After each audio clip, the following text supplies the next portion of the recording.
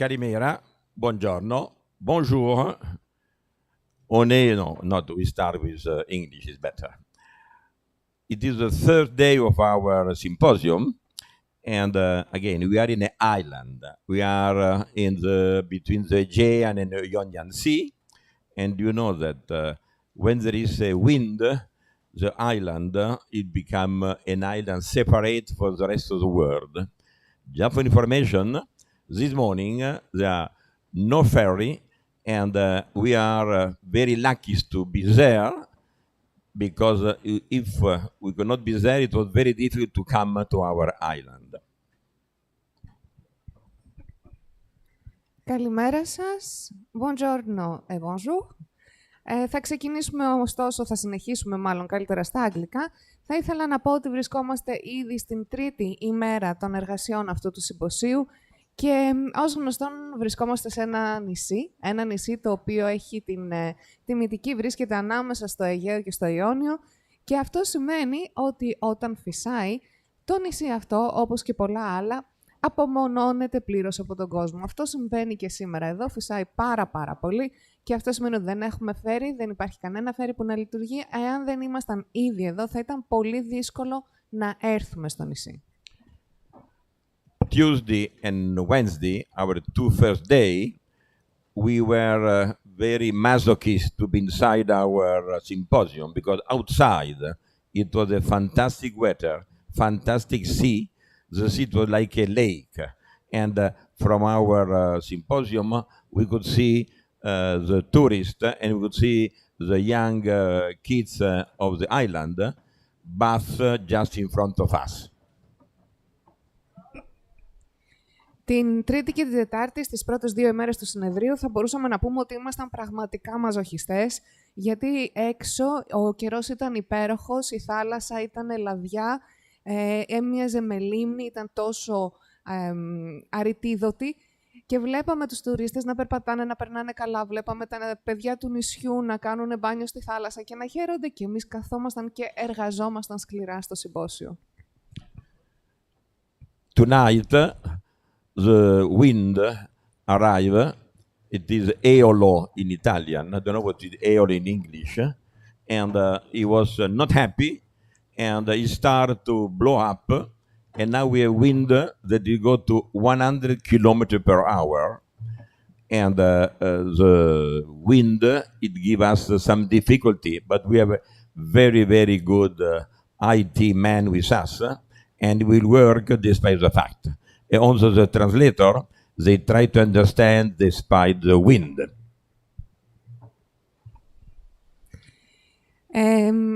Απόψε λοιπόν ο αέρας, θα μπορούσαμε να πούμε, θύμωσε. Ο έολος, λέμε στην Ιταλία, ο έολος θύμωσε, και ξαφνικά έχουμε έναν αέρα ο οποίος φτάνει ταχύτητες 100 χιλιόμετρων την ώρα, με αποτέλεσμα να αντιμετωπίσουμε αρκετές δυσκολίες. Ευτυχώς είμαστε πάρα πολύ τυχεροί. Έχουμε μαζί μας έναν εξαιρετικό άνθρωπο που έχει αναλάβει οτιδήποτε άπτεται του IT, της πληροφορικής και των online συστημάτων. Και επίσης έχουμε μαζί μας και διερμηνείς, οι οποίοι πραγματικά παλεύουν να κατανοούν παρά τον αέρα που περνάει μέσα από τα μικρόφωνα. This morning we'll have a very important speaker. They will be with us partly by Zoom, partly physically. We'll start with Natura 2000, and we have the director Dimos. They will be with us, just explaining what it is the plan of Natura 2000 for Elafonisos. Σήμερα θα έχουμε μαζί μας πολύ σημαντικούς ομιλητές, τόσο διαδικτυακά μέσω Zoom, όσο και με φυσική παρουσία στο συμπόσιο. Και θα ξεκινήσουμε με τον κύριο Δήμο Αναστασόπουλο, ο οποίος είναι διευθυντής του Natura 2000, και θα μας εξηγήσει ποια είναι τα σχέδια στο πλαίσιο του Natura 2000 για την περιοχή αυτή. We continue with the Kelowna, or Taltel in Greek, caretta, just to explain that they are on the island, and we'll give to you some what they will do and what we can do in order to protect them in the next months. Στη συνέχεια θα αναφερθούμε στις αγαπημένες χελώνες της Ελλάδας, την καρέτα καρέτα, και θα ήθελα απλά να σας πω ότι έρχονται, είναι στο νησί, και αυτό που θα κοιτάξουμε είναι τι μπορούμε να κάνουμε για να προστατεύσουμε αυτές τις χελώνες τους επόμενους μήνες. Afterward, we'll have by Zoom our friend from Greenpeace, because I don't know if you are aware, but the Greenpeace variant that was here in February, we become friends together. They stay here because they will need to be protected by the strong wind, and we start to have a good collaboration with them. Στη συνέχεια, μέσω του Zoom, θα έρθουμε σε επικοινωνία με πολύ καλούς φίλους από την Greenpeace. Δεν ξέρω αν γνωρίζετε, η ναυαρχίδα της Greenpeace ήταν εδώ το Φεβρουάριο και υπήρξαν αρκετοί άνθρωποι οι οποίοι αποφάσισαν να παραμείνουν, γιατί υπάρχουν πάρα πολλά πράγματα τα οποία πρέπει να γίνουν εδώ και έχουμε έρθει σε επαφή μαζί τους και θα μας μιλήσουν αργότερα. We'll continue sempre on the same area, and do you know, or maybe you don't know, but you will know, that part of Elafonisos, it is the area around the Punta, that it is just in front of Elafonisos, and all the beach from Punta to Magano, it is part of Elafonisos municipality, and nearby it is Pavlo Petri, the well-known Pavlo Petri. We'll have a big section about Pavlo Petri in the following day, and then we have the lagoon Strogli. They will be very interesting to know and to understand what this lagoon could give to the tourist, to the visitor, and also to the bird and to animal and to fish they are there. Δεν ξέρω αν γνωρίζετε, αλλά η Ελαφώνησος διοικητικά εκτείνεται και στην απέναντι όχθη, καλύπτει και το λιμάνι της Πούντας, καλύπτει και περιλαμβάνει μάλλον και την παραλία που φτάνει από την Πούντα μέχρι το Μάγκανο και φυσικά εκτείνεται μέχρι και το Παυλοπέτρι, το διάσημο Παυλοπέτρι, για το οποίο έχουμε ήδη μιλήσει και θα συνεχίσουμε να μιλάμε, και επεκτείνεται μέχρι και τη λίμνη Στρογγύλη. Επομένως, σήμερα και στις επόμενες ώρες θα έχουμε και την ευκαιρία να μάθουμε πάρα πολλά και για την λίμνη Στρογγύλη, να μάθουμε τι ήδη κατέχει, τι διαθέτει και τι μπορεί να προσφέρει σε άνθρωπο, στους τουρίστες, στους επισκέπτες, αλλά και στη χλωρίδα και στην πανίδα του τόπου. We continue in the morning with WWF, with Konstantinos.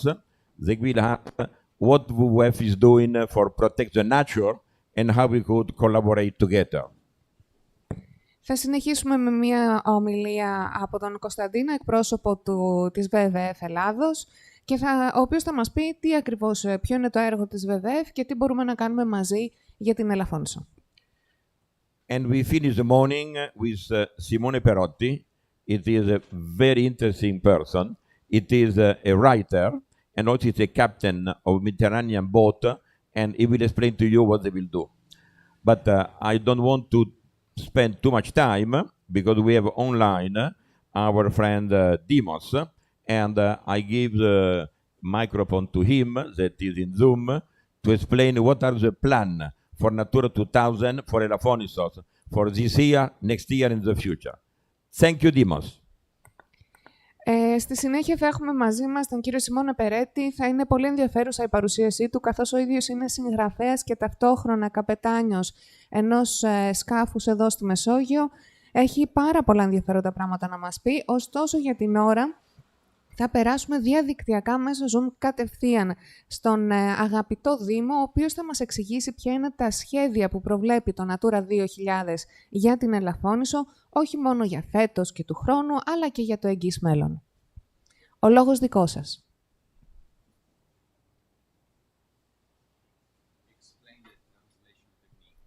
Να σας εξηγήσουμε ότι λόγω της διερμηνίας θα πρέπει να σταματάτε κάθε λίγο για να μπορούμε να παρεμβαίνουμε οι διερμηνείς, να μεταφράζουμε αυτά που λέτε και μετά θα συνεχίζετε.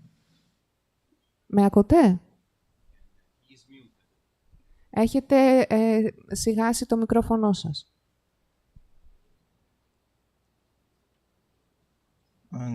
Με ακούτε τώρα? Μια χαρά, ευχαριστώ πολύ. Με ακούτε τώρα? Τώρα σας ακούμε, ναι. Καλημέρα σας. Ευχαριστώ πολύ για την πρόσκληση. Θα ήθελα πρώτα να σας ενημερώσω ότι δεν λέγομαι Αναστασόπουλος, λέγομαι Αναστόπουλος. Μια μικρή διόρθωση. Με ακούτε? Σας ακούμε μια χαρά, ζητώ συγγνώμη, ήταν δικό μου το λάθος με το επίθετο.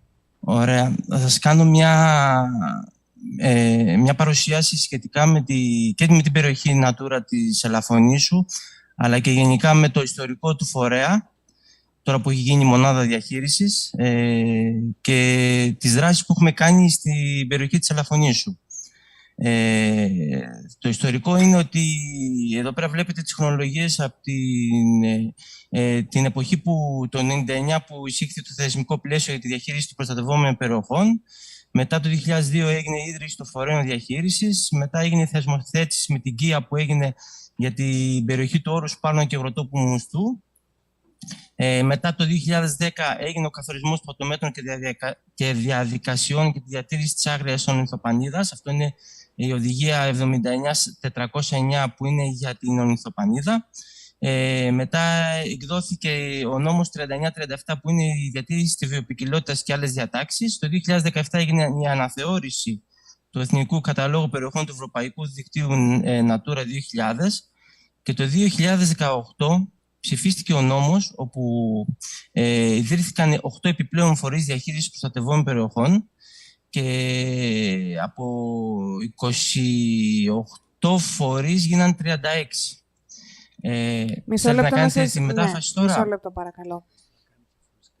Και επίσης αν μπορείτε να κάνετε full screen γιατί βλέπουμε την πρώτη διαφάνεια της παρουσίασής σας. Την πρώτη διαφάνεια ακόμα βλέπετε. Ναι. Έχω κάνει print screen.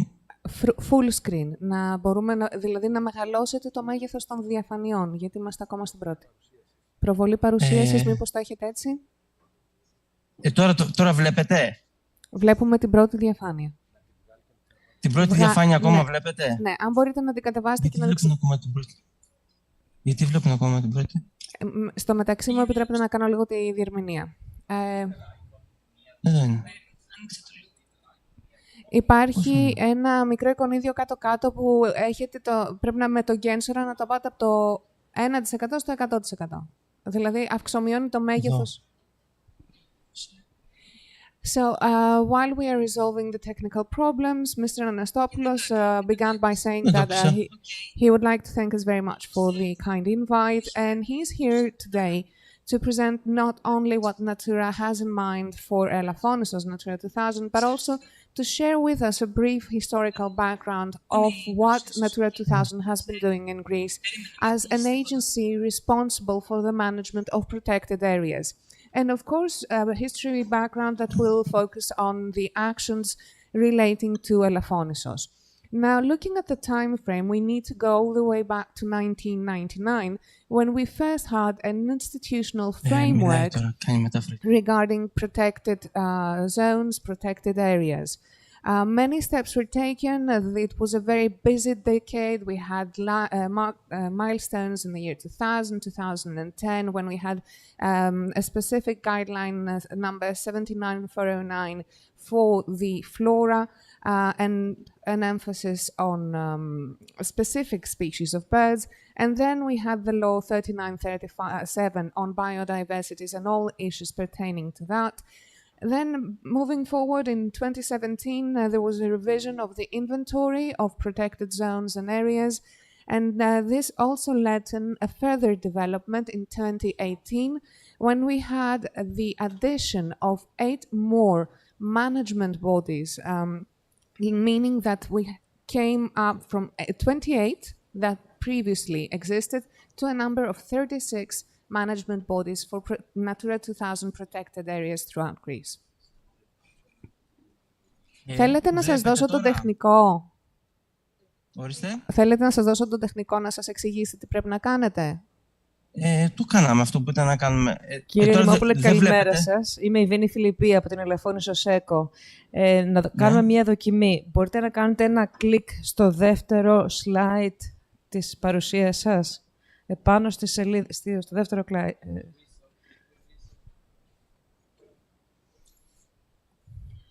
Okay. Δεν αλλάζει κάτι. Βλέπετε. Όχι. Δεν αλλάζει κάτι, Κατερίνα. Όχι, λέει.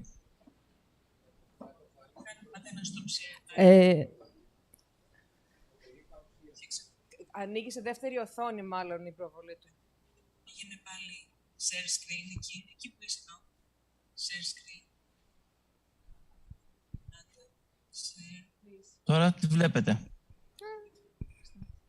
Είμαστε ακόμα στην πρώτη σας διαφάνεια και στο αριστερό την κολόνα, τη στήλη με τις πολλές διαφάνειες, σε μικρότερη.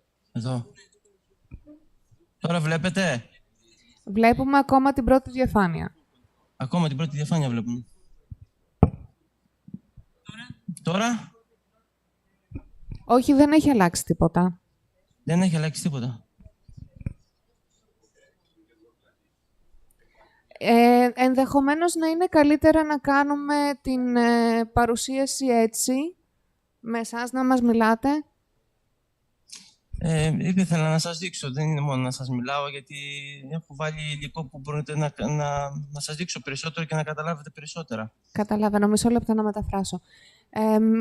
The point is that he wanted to show us things so that we could better understand what the presentation is all about.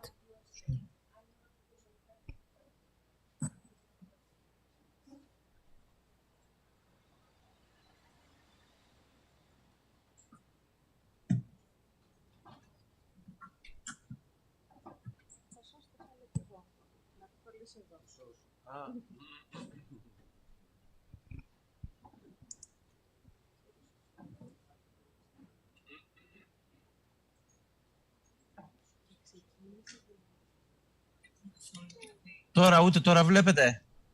Είμαστε και πάλι στην πρώτη διαφάνεια. Και πάλι στην πρώτη διαφάνεια, λέει. Εμένα στο βίντεο με βλέπετε. Εκεί που λέει προβολή παρουσίασης, επάνω, Εκεί που λέει προβολή παρουσίαση. Ναι, ναι. ναι, κάντε κλικ. Προβολή παρουσίαση, κάντε κλικ. Επάνω.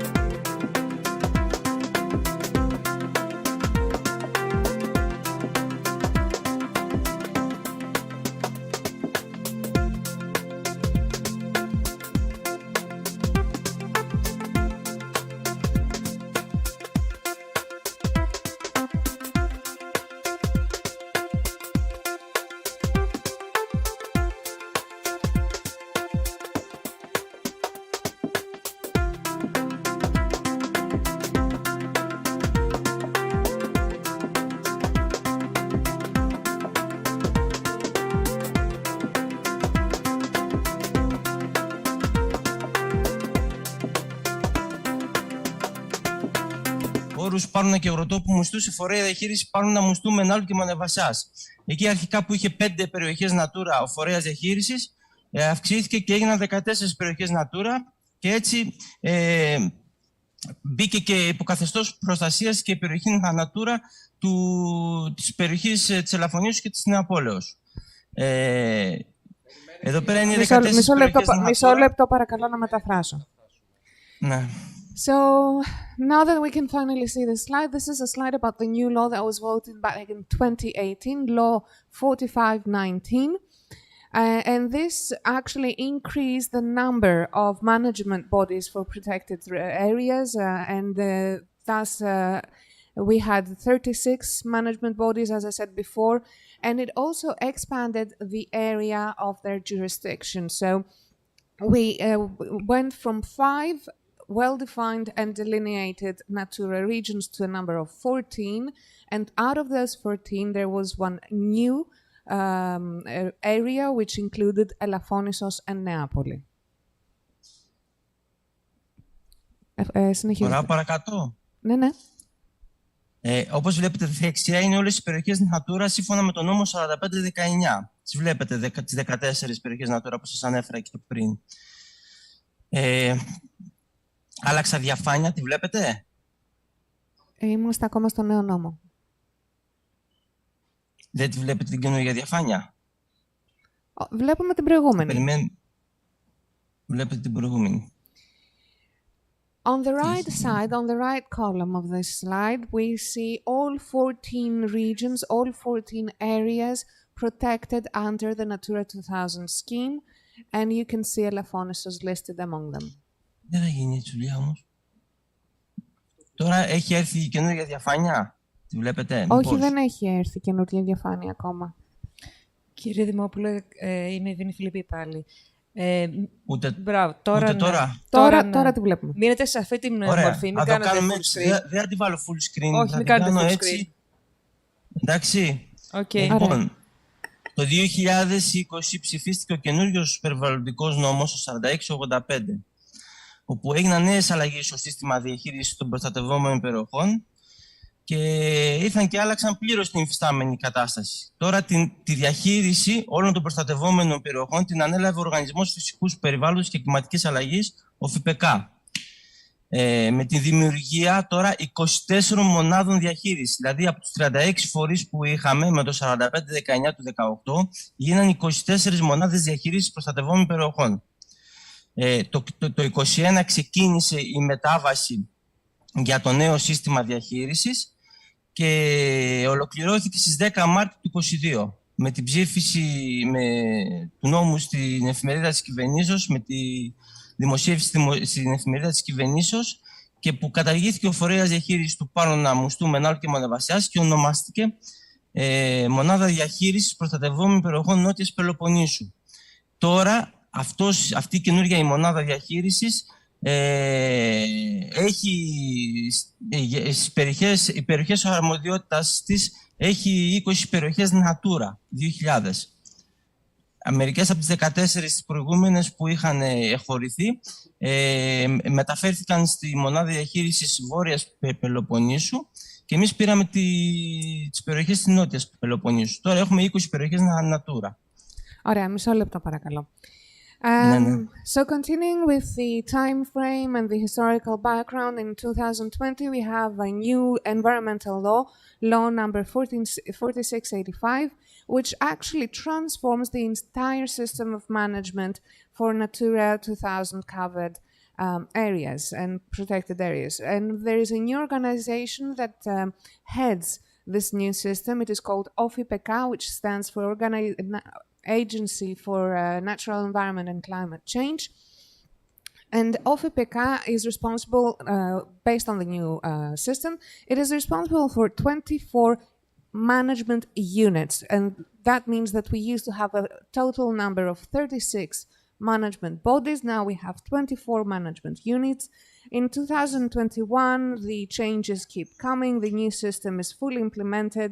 When on the 10th of March 2022, we have the new law issued and published in the official government gazette.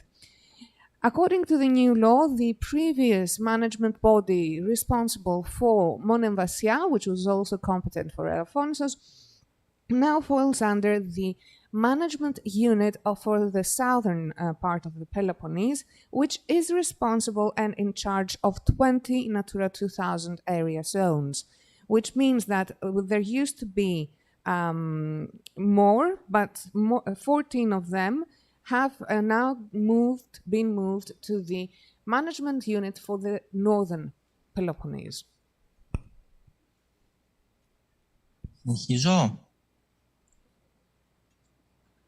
Ναι, με ακούτε? Ναι, συνεχίστε. Ναι. Εδώ πέρα βλέπετε τις καινούργιες περιοχές Natura, σαν μονάδα διαχείρισης. Όπως τις βλέπετε, είναι η ακροναυπία του Παλαμίδη, εδώ πέρα. Είναι η περιοχή του κάστρου του Παλαμιδίου, η λιμνοθάλασσα του Μουστού που είχαμε, ο όρος Πάρνονα, η Μονή Έλωνας, τα όρια Ανατολικής Λακωνίας, όροι Γιδοβούνι, Χιονοβούνι, Γαϊδωροβούνι.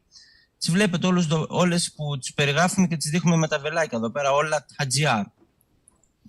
So on this slide you can see a map showing the Natura 2000 protected areas, and you can see with the help of the arrows the limits. We have lots of new areas surrounding Palamidi, the Mount Parnanas, the monastery of Elonas, and the eastern part of Laconia. Πάλι συνεχίζουμε εδώ πέρα με το χάρτη και όλα τα GR που τα περιγράφουμε στη δεξιά μεριά. Όπως φαίνεται και εδώ πέρα και το περιοχή Νεάπολης και ο νήσος Ελαφώνησο, εδώ ακριβώς που δείχνουμε τον Κέρσορα. Και πιάνουμε και τα κύθυρα και τα αντικύθυρα, όπως βλέπετε εδώ πέρα. Η θαλάσσια περιοχή και η Θήρων, τα κύθυρα και γύρω νησίδες, οι νησίδες και οι Θήρων, τα αντικύθυρα και νήσος αντικύθυρα και νησίδες Πρασονήσι, Λαγουβάρδος, Πλακουλήθρα και νησίδες Θυμονιές, όπως βλέπετε εδώ πέρα με τα βελάκια, όπως φαίνεται στους χάρτες. Όλα αυτά τα GR που βλέπετε είναι 20 και είναι υπό την προστασία περιοχών, είναι όλες οι περιοχές Natura και είναι υπό την προστασία της Μονάδας Διαχείρισης Προστατευόμενων Περιοχών Νότιας Πελοποννήσου. So once again, as you can see on the slide, on the right-hand side, we have an explanation, a better presentation of the protected areas in the region. You see that we cover Neapoli and Elafonisos. For the first time, we have Kythira and Adikithira, and not only that, we also have the surrounding islets. Just indicatively, let me mention Prasonis and Thimonies. So all those GR noted points, these are all the 20 areas protected by Natura 2000 under the management of the special unit for the southern of the Peloponnese. Τώρα πάμε να πούμε τον κύριο στόχο των περιοχών Natura. Ο κύριος στόχος είναι η προστασία της βιολογικής ποικιλότητας μέσω της διατήρησης των φυσικών οικοτόπων στο ευρωπαϊκό έδαφος. Για τον λόγο αυτό θετήθηκε ένα συνεκτικό οικολογικό δίκτυο ειδικών ζωνών διατήρησης, οι ΕΖΟΔΟΥ, οι γνωστές που λέμε, με την ονομασία Natura 2000, όπου συμπεριλαμβάνονται οι ζώνες ειδικής προστασίας, οι ΖΕΠ, που αυτές είναι περισσότερο για τα πουλιά. Και απάνω ακολουθούν οι οδηγίες, οι δύο που έχουν βγει, οι οδηγίες για τους οικότοπους, είναι 9243 και η οδηγία 2147, που είναι για τη διατήρηση των άγριων πτηνών, η οδηγία δηλαδή για τα πτηνά, όπως βλέπετε. So the main target, the main objective is of course to be able to protect the biodiversity, and the only way to do this is by preserving the natural habitats that can be found throughout the EU territory. For this reason, we have already set in place a very cohesive ecological network of special areas of conservation under the name of Natura 2000, and this also includes special protection areas primarily for birds. On the top part of the right hand of the right part of the slide, you see the two pertinent directives issued by the European Union. So we have Directive 92/43 EC for the preservation of flora and fauna in habitats, the so-called Habitats Directive, and then we've got Birds Directive issued back in 2009. Συνεχίζεται. Ωραία. Να πούμε τώρα τι επιτρέπεται στις περιοχές Natura και τι απαγορεύεται, τι δεν επιτρέπεται. Στις περιοχές Natura επιτρέπονται οι αγροτικές και νοοτροφικές δραστηριότητες, η μελισσοκομεία, η βόσκηση, ο οικοτουρισμός, οι αθλητικές δραστηριότητες, οι δραστηριότητες αναψυχής, η οδοποιία μετά από ειδική οικολογική αξιολόγηση. Πάντα ό,τι θέλουμε να κάνουμε εντός περιοχών Natura χρειάζεται ειδική οικολογική αξιολόγηση, η θύρα των ειδών βάσει της κείμενης νομοθεσίας. Μεταφράσει το αυτό για να πάω και στην επόμενη, να σας δείξω τι άλλο επιτρέπεται. Ναι. This is a slide explaining what is allowed within Natura 2000 protected areas. So, of course, we've got all things that pertain to farming, holdings, elevation, stock, cattle stock, apiculture, grazing, ecotourism, some sports activities, some recreational activities, some road making. However, there needs to be a sound environmental impact assessment prior to the road making, and in very specific cases, well marked, hunting is also permitted and allowed for specific species. Εντάξει. Άλλες δραστηριότητες που επιτρέπονται είναι η δόμηση μετά από αυτοψία και άδεια των αρμόδιων αρχών, η δημιουργία ορειβατικών καταφυγίων, τουριστικές και άλλες ήπιας μορφής δραστηριότητες, η συλλογή μαλωτήρια, δηλαδή το τσάι ματζουράνας, φασκόμηλου και ρίγανης για την κάλυψη ατομικών αναγκών, η συλλογή βοτάνων για εμπορία μόνο μετά από άδεια της αρμόδιας δασικής υπηρεσίας. And some other uses that are allowed, some other activities that are allowed have to do with building. However, this is subject to an autopsy and a licensing from the competent authorities, the creation and establishment of refuges for mountaineers, some tourism and other mild forms of activities, and the collection of special herbs like green herbs, sage, oregano, and this is only for personal use, as well as the collection of herbs for commercial use, but only upon having received a license by the competent forestry service. Τώρα θα πούμε τι δεν επιτρέπεται, ποιες είναι οι μη επιτρεπόμενες χρήσεις εντός δικτύου Natura. Κάθε δραστηριότητα εντός των περιοχών απολύτου προστασίας της φύσης, όπως καθορίζεται από τα διαχειριστικά σχέδια ή τις ειδικές προοδικές μελέτες αν έχουν εκδοθεί, η τοποθέτηση δηλητηριασμένων δολωμάτων, η εκρίζωση ή η ολοκληρωτική αποκοπή των βλαστών παντός είδου αρωματικού, φαρμακευτικού, μελισσοκομικού, αθοκομικού και διακοσμητικού φυτού, δεδρυλίου, θάμνου ή φρίγανου.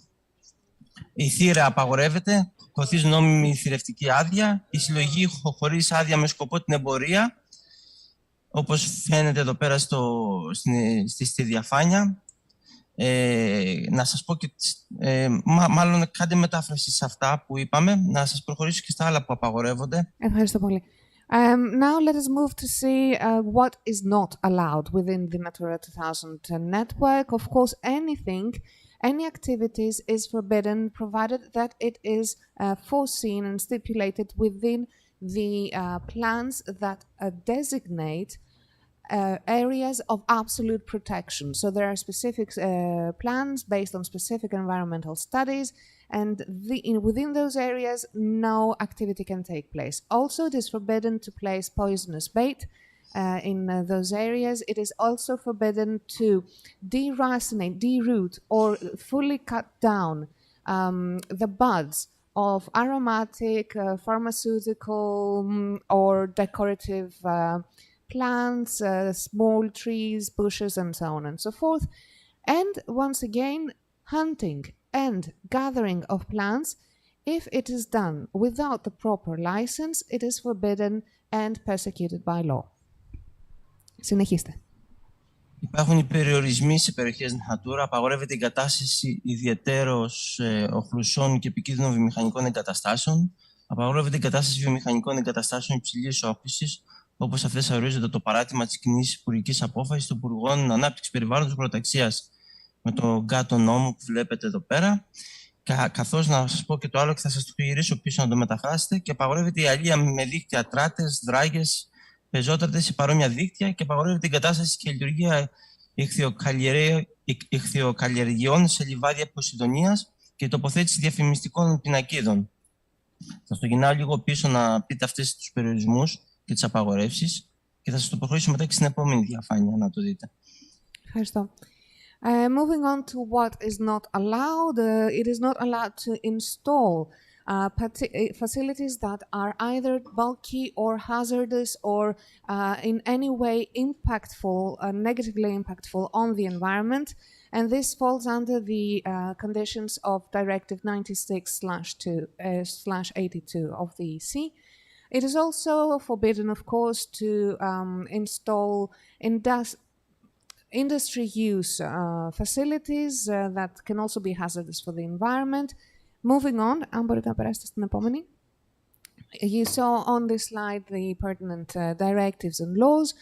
It is also forbidden to undertake fishing activities using very well stipulated and defined means and machinery that are considered illegal and that can be harmful, for example, to the sea bottom.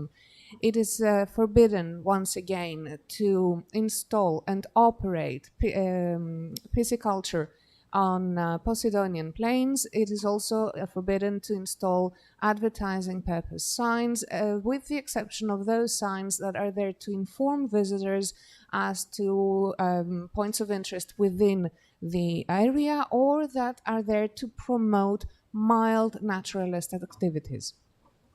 Συνεχίζουμε.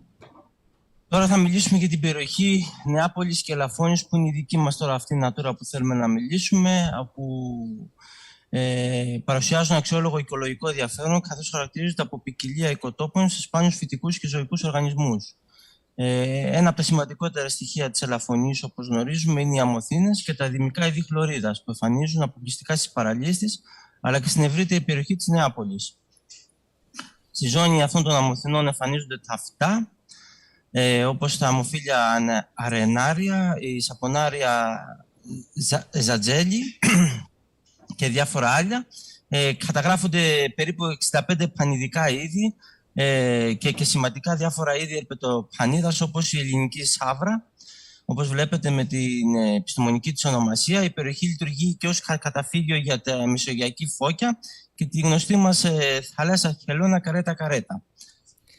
So, moving to the region that is of our concern, that is of our interest, the region of Neapoli and Elafonisos, the most important points that we need to take into consideration are the landmarks of Elafonisos, and of course this includes the dunes and the endemic flora species that can only appear on the beaches of Elafonisos as well as in the broader region of Neapoli.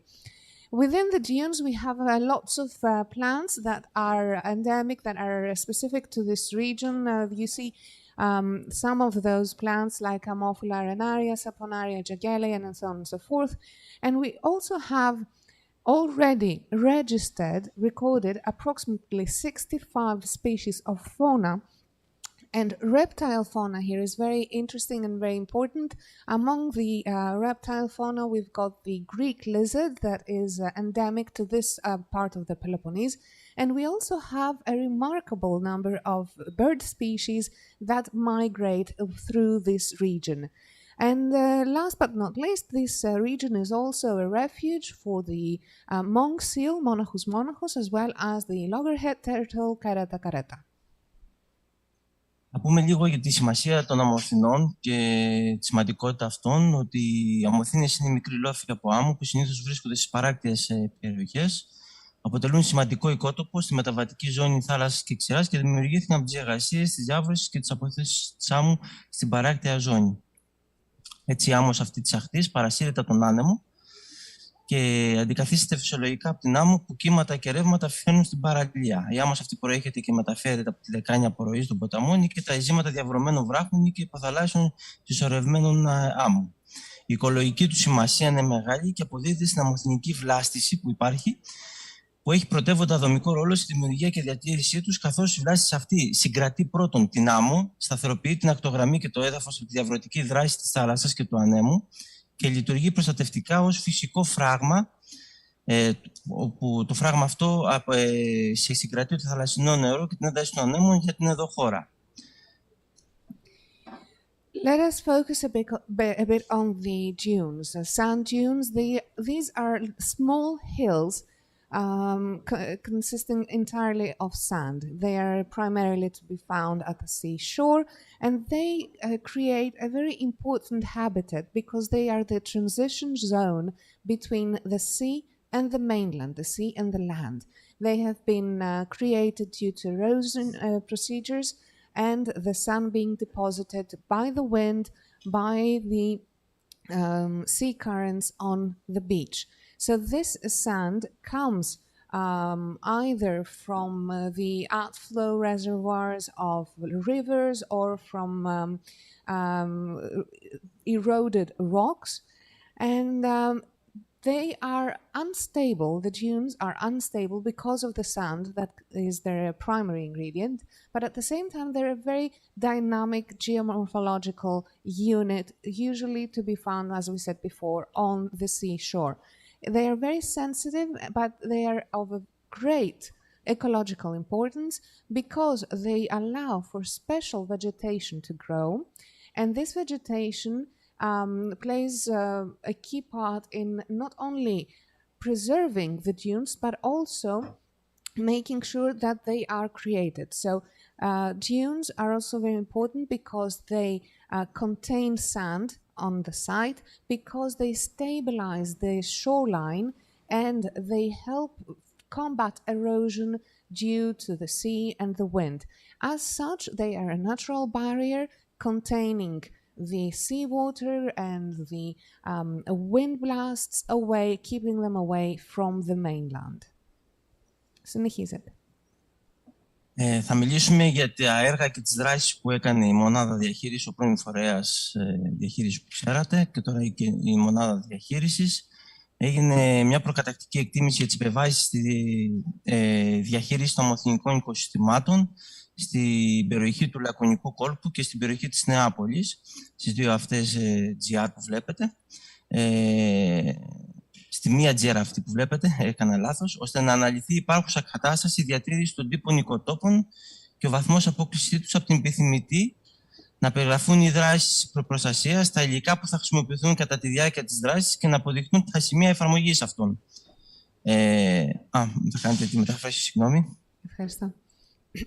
Now, having a look at the activities that are going to take place in order to better manage the dune ecosystems, there is a preliminary survey underway, and this targets plans and actions that can help preserve and protect the dune ecosystems. So we have one GR code, as you can see here, for the region of Napoli and Elafonisos, and the plan is through this survey to examine and assess the current state of play of the biota of the habitats, and see how they diverge from the ideal state of play, so that we can come up with measures for their protection and of course the materials and actions that will be needed for such protection. Ο στόχος αυτών των δράσεων είναι η ολοκληρωμένη και αποτελεσματική διαχείριση των ομοθυμικών συστημάτων. Οι επεμβάσεις των προτινόμενων έργων προκύπτουν ως αναγκαίες βάσει της εκτίμησης και αξιολόγηση της υφιστάμενης κατάστασης που επικρατεί τώρα αυτή τη στιγμή. Οι επεμβάσεις των προτινόμενων έργων στηρίζονται στις προτινόμενες διαχειριστικές δράσεις. Να κάνετε μετάφραση, sorry. So, as regards the measures to be taken, the objective, of course, here is to be able to ensure an integrated and comprehensive, as well as efficacious management of the dune ecosystems. And there are interventions that are being recommended that are formulated based on the surveys and assessments of the state of play, interventions that are based primarily on the management actions to follow. Εδώ πέρα από τον πίνακα αυτό βλέπουμε τη σύνοψη των διαχειριστικών δράσεων για τη βελτίωση της κατάστασης διατήρησης των αμοθυμικών τύπων οικοτόπων στις περιοχές χωρικής αρμοδιότητας της μονάδας διαχείρισης και ειδικά για την περιοχή της Ελαφωνήσου και της Νεαπόλεως.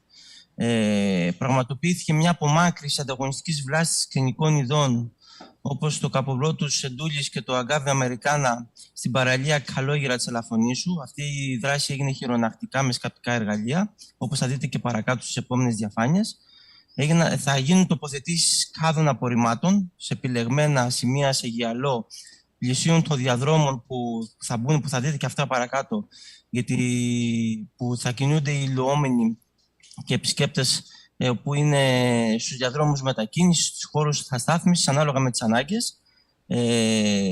Θα μπουν αφαιρούμενοι διαδρόμοι με μετακίνησης, παγίδες συγκράτησης άμμου που έχουν τοποθετηθεί ήδη και πινακίδες ενημέρωσης κοινού, όπως θα δούμε και παρακάτω στις επόμενες διαφάνειες. Οι διαχειριστικές αυτές δράσεις αποσκοπούν στην ενίσχυση της φυσικής αναγέννησης φυτικών ειδών, όπως το Παγκράτιουμ Μαρίτιμουμ, το Σαπονάρια Ζαγτζέλη, με κρίζωση ξενικών εισβολικών ειδών, όπως πραγματοποιήθηκε αυτή η δράση, στον προορισμό εξάλληψη των πηγών ρύπανσης, την απομάκρυνση απορριμμάτων. Αυτό θα επιτευχθεί με την τοποθέτηση των κάδων απορριμμάτων, στη διαχείριση των επισκεπτών και των υποδομών, με σκοπό τη μείωση των αρνητικών επιπτώσεων στους αμοθυμικούς τύπους, μέσω της τοποθέτησης ξύλινων διαδρόμων για την κατεύθυνση της κίνησης των επισκεπτών και της τοποθέτησης κάδων για τη συλλογή των απορριμμάτων. Και τέλος, τη σταθεροποίηση των πρόσθετων αμοθυνών, όπως θα δείτε παρακάτω, που έχουμε τοποθετήσει στα μοπετάσματα.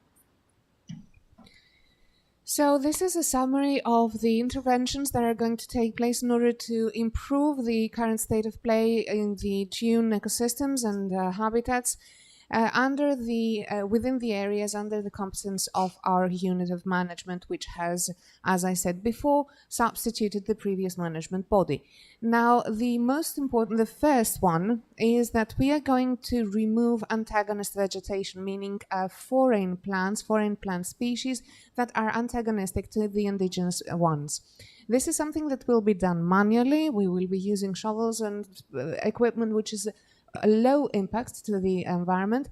The second intervention has to do with the installation, the positioning of bins for all types of trash and garbage, and they will be positioned in specific sites throughout the beach and close to the trails. There will also be new trails installed. These will be mobile trails, but they will help guide the visitors and tourists and sunbathers. And we will also have specific sand capturing traps. So these are devices that will allow us to preserve as much sand as possible and fight against the wind and the sea. And last but not least, there will be signs informing the visitors about all that is of interest when it comes to protecting the dunes. So with respect to these managing interventions, what we aim to do is first of all to preserve and boost the endemic flora species like Pancratium maritimum by uprooting foreign intrusive species that can be harmful to them. We also want to limit and better manage all sources of pollution. This is going to be tackled through the bins that will be installed. We want to better manage the visitors and infrastructure in order to make sure that we minimize as much as possible the negative impact on dunes and their habitats. And of course, as I said before, it is very important for us to be able to stabilize slightly the sand dunes through the proper devices and mechanisms. Εδώ πέρα βλέπετε την πρώτη διαχειριστική δράση που έγινε, είναι απομάκρυνση ανταγωνιστικής βλάστης στην παραλία Καλόγερα. Εδώ με το κόκκινο που βλέπετε, είναι εδώ που θα τοποθετηθεί ο ξύλινος διάδρομος, που θα οδηγεί στην παραλία. Και γύρω από την περιοχή αυτή εδώ πέρα είχαν παρατηρηθεί τα ξενικά εισβολικά είδη χλωρίδας που απομακρύνθηκαν, όπως θα δούμε και στις φωτογραφίες παρακάτω. Αυτή η απομάκρυνση έγινε χειρονακτικά με σκαπτικά εργαλεία από εξειδικευμένο συνεργείο. Βρίσκεται στην παραλία Καλόγερα, όπου βλέπουμε την κόκκινη γραμμή, ανάμεσα στον οικότοπο προτεραιότητας, τον 2250, όπου είναι οι θύνες των παραλίων, τα τζουνίπερους. Οι εργασίες περιορίστηκαν στην απομάκρυνση και όπως θα δείτε παρακάτω, μετά που θα προχωρήσουμε, θα δείτε και ποια είναι αυτά τα φυτά που απομακρύνθηκαν. Κάντε τη μετάφραση για να προχωρήσουμε παρακάτω. So let me start by the first intervention that has already taken place. It was a management intervention for the sand dune ecosystem, and what happened here, we uprooted and removed the foreign intrusive species of flora from the Kalogera beach in Elafonisos. These species included, for example, Agave americana.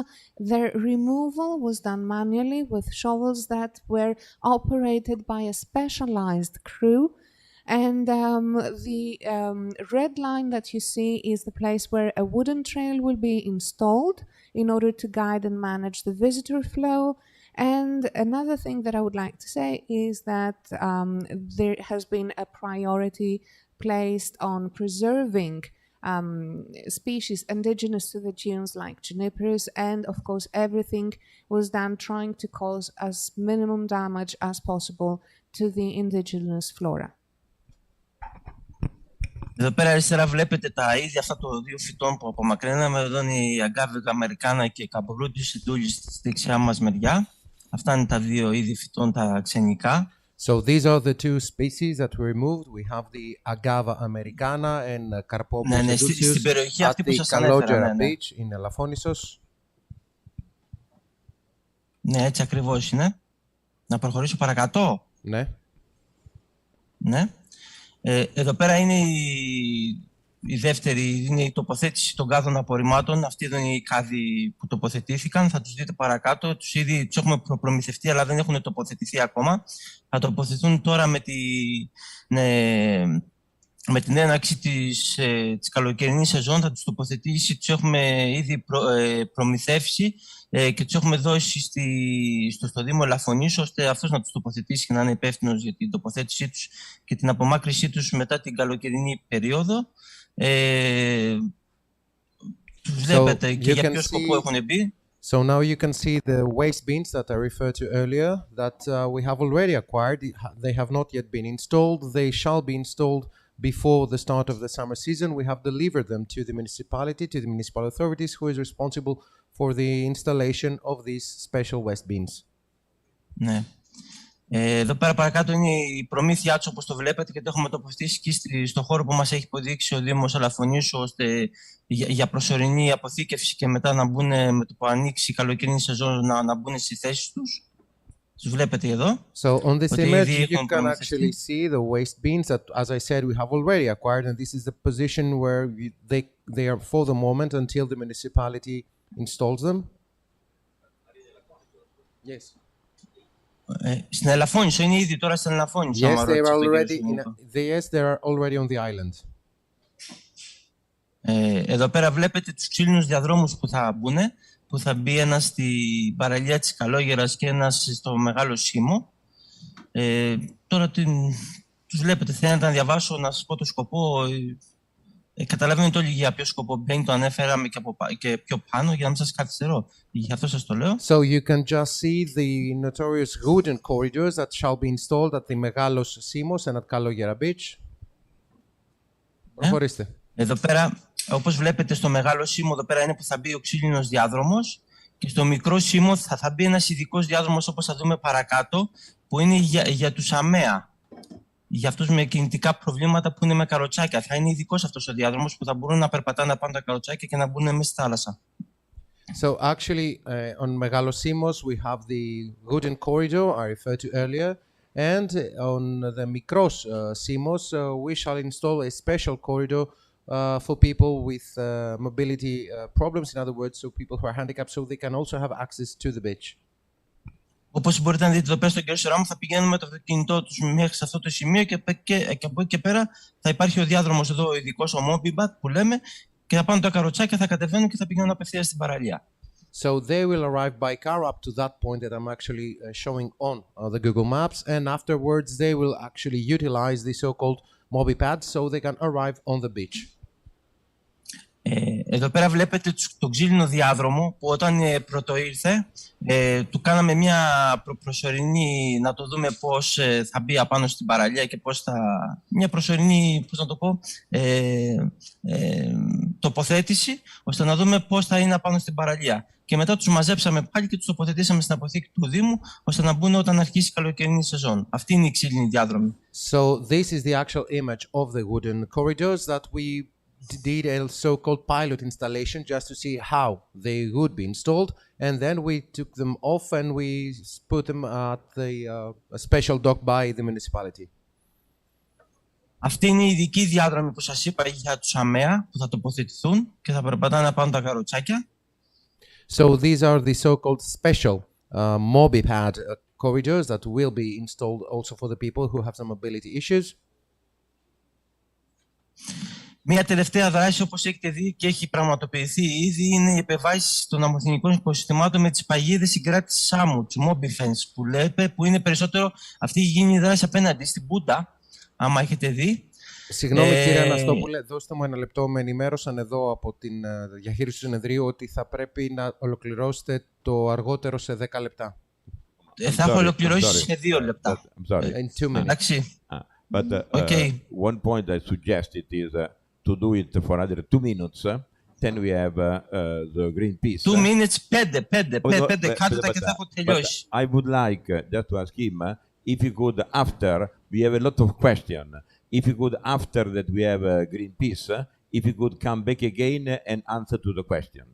Δεν ξέρω αν θα μπορούσατε να ολοκληρώσετε εντός των επομένων 2 περίπου λεπτών και μετά... Θα τα περάσω αμέσως. Εδώ είναι η περιοχή που έχει μπει που έχουν μπει τα μοπετάσματα αυτές οι παγίδες συγκράτηση άμμου. Όπου είναι αυτοί εδώ οι παγίδες για τη συγκράτηση της άμμου, όπως βλέπετε εδώ, που έχουν τοποθετηθεί. Ο σκοπός είναι η αποκατάσταση της δομής των οικοσυστημικών λειτουργιών των αμμοθηνικών τύπων οικοτόπων μέσω της ανύψωσης και της σταθεροποίησης των αμμοθηνών. Για να μην τα φυσάει ο άνεμος και απομακρύνει την άμμο. Πρέπει να μείνουν.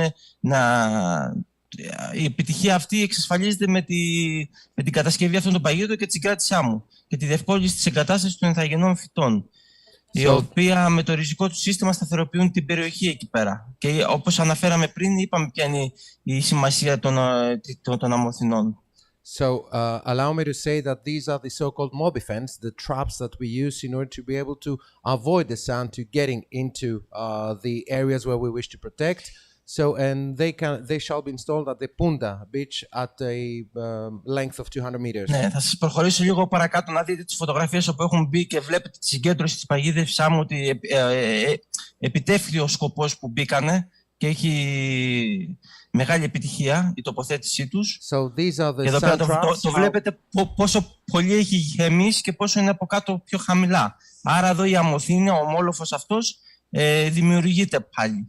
So we are Βλέπετε εδώ πέρα πόσο έχει γεμίσει. Ναι, μιλήστε. Via this effort, we have actually recreated actually the sand dunes, and via this mobifence, we are able to protect the beach from the sand. I'm sorry. Ωραία. I'm sorry, Dimos. I will ask. Problem. We have now. We have in 2 minutes. We had the Greenpeace that it was scheduled 11 o'clock.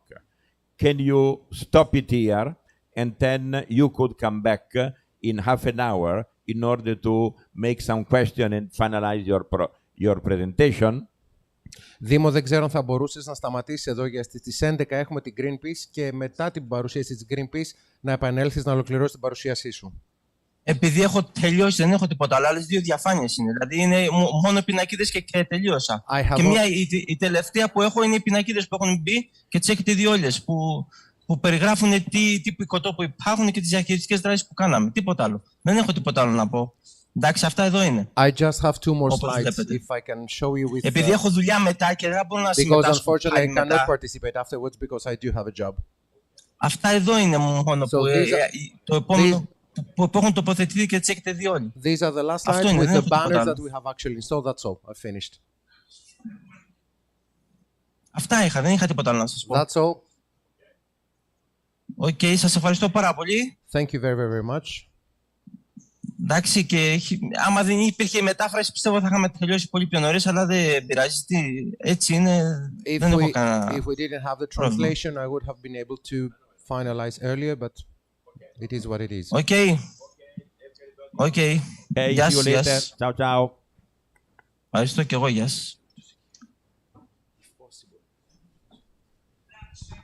Ναι, ευχαριστώ.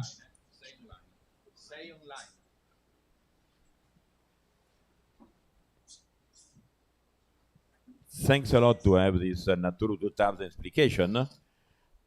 I believe that the part about Elafonisos is the more important part of their presentation, and we try to find a solution in which we could have some question, because the main point it is that what they was presented is very, very good, very interesting. First one will be ready before the season, and the season starts normally June 1. That means that there are just 2 weeks to install what it was proposed. Καταρχάς, να πω ότι ήταν πάρα πολύ ενδιαφέροντα όλα αυτά που ακούσαμε και από ό,τι κατάλαβα όλα θα πρέπει να είναι έτοιμα και να έχουν εγκατασταθεί πριν την έναρξη της τουριστικής περίοδου, δηλαδή πριν την 1η Ιουνίου.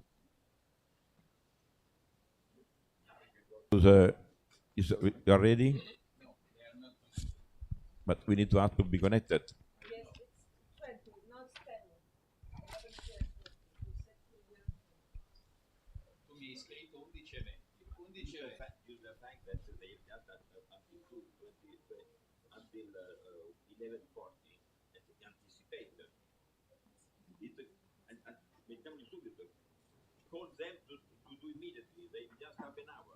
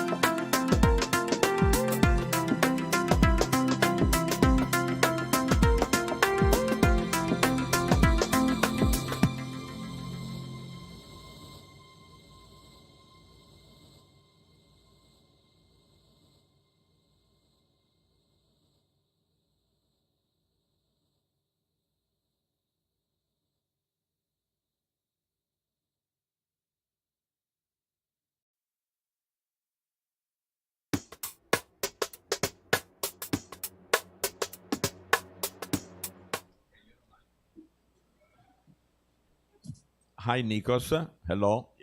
You hear me? Hi, Enrico. Perfect.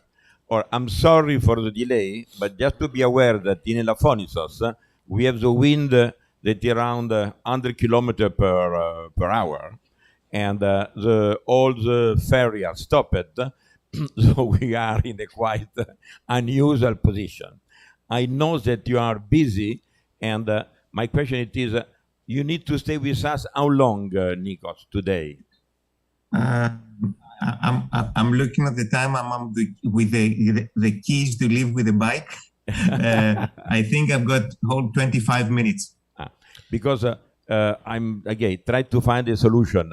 If it is important to receive your message, or if we believe that it's better just to have on English in order to reduce the time and you give all your presentation, we can do this way with no translation, and eventually we can do a translation afterwards, just a summary of your presentation. What do you think? Up to you, Enrico. I can do it in English, and that's fine with me. It depends. It depends on what your audience, how your audience feels like. So if we can save time by making the presentation in English, we can do that. Okay, I believe that due to the fact that the timing is quite short, I prefer to have you speak in English, and we make afterward for our our file a summary or translation in Greek. Thanks a lot. Okay. I'm sorry. Signomi, Okay, the floor No, is yours. there's nothing to apologize. I mean, that's awkward, an awkward situation. The conditions are pretty weird and pretty unusual, but it seems that this is the new normal. So we need to think how we can use the new conditions. Strong wind and strong sun in Elafonisos is turned from an enemy to an ally, but that's another discussion about how we can turn it to a benefit of the island. My contribution, I will try to raise 3, maximum 4 points. Hopefully they're useful. If there are any questions, please come back to me, or if there's any time left, let's try to see if we can have a discussion about it. My first point is that for many years, protection of the environment, or what we used to call wildlife biodiversity, whatever, seemed to be a kind of luxury that was a topic of the rich West, while the southern, the poorer South had other priorities. This thing has changed, not because the South is richer, but simply because the protection of biodiversity and the protection of ecosystems, and especially coastal ecosystems, is the most efficient and the most necessary term, the most necessary measure we need to take to protect ourselves, our investments, our infrastructures from the impacts of climate change. So starting from a totally different perspective, talking about the impacts of climate change, the climate crisis actually, we know, and that's what science says, is not an obsessed conservationist who says so. It's scientists coming from the climate sector saying that the most efficient way to protect the Earth, to protect the life on Earth, human life on Earth, because life will still be there after the climate disaster, is to make sure that marine environment and forest stay healthy. And to do that, we need to go into full protection if in big pieces of marine areas, important ecosystems, and the same applies to forest ecosystem, forestal ecosystems. In particular, coastal ecosystems, and that includes sand dunes and Posidonia meadows, Posidonia oceanica meadows, are the most important regulators that protect protect us actually from erosion, but also from the rise of the seas. Just to add another scientific element, what we call climate crisis is not something virtual, is not something that happens in other parts of the world, is not something that happens only in Central America where typhoons are stronger and bigger and more frequent. If you see the numbers from the National Observatory of Athens, for instance, also recorded by the Intergovernmental Panel on Climate Change. The average increase of temperature in our part of the world, in the eastern part of the Mediterranean, is much higher than anywhere else. You remember, for instance, that all the global agreements, conventions to protect us from the climate disaster are trying to make the best effort to reduce the increase of the average temperature of Earth to 1.5 Celsius. We hope that we'll manage to reduce it to 2 degrees Celsius. Truth is that this temperature, 1.5, is already reached this increase in our part of the world. So we're there, and this is only going to get worse. So the role, the importance, and the value of marine ecosystems and coastal ecosystems like sand dunes, like Posidonia meadows, is much more important than it used to be. That's my first point. The second point is that you're doing an excellent work. You are doing a noble work.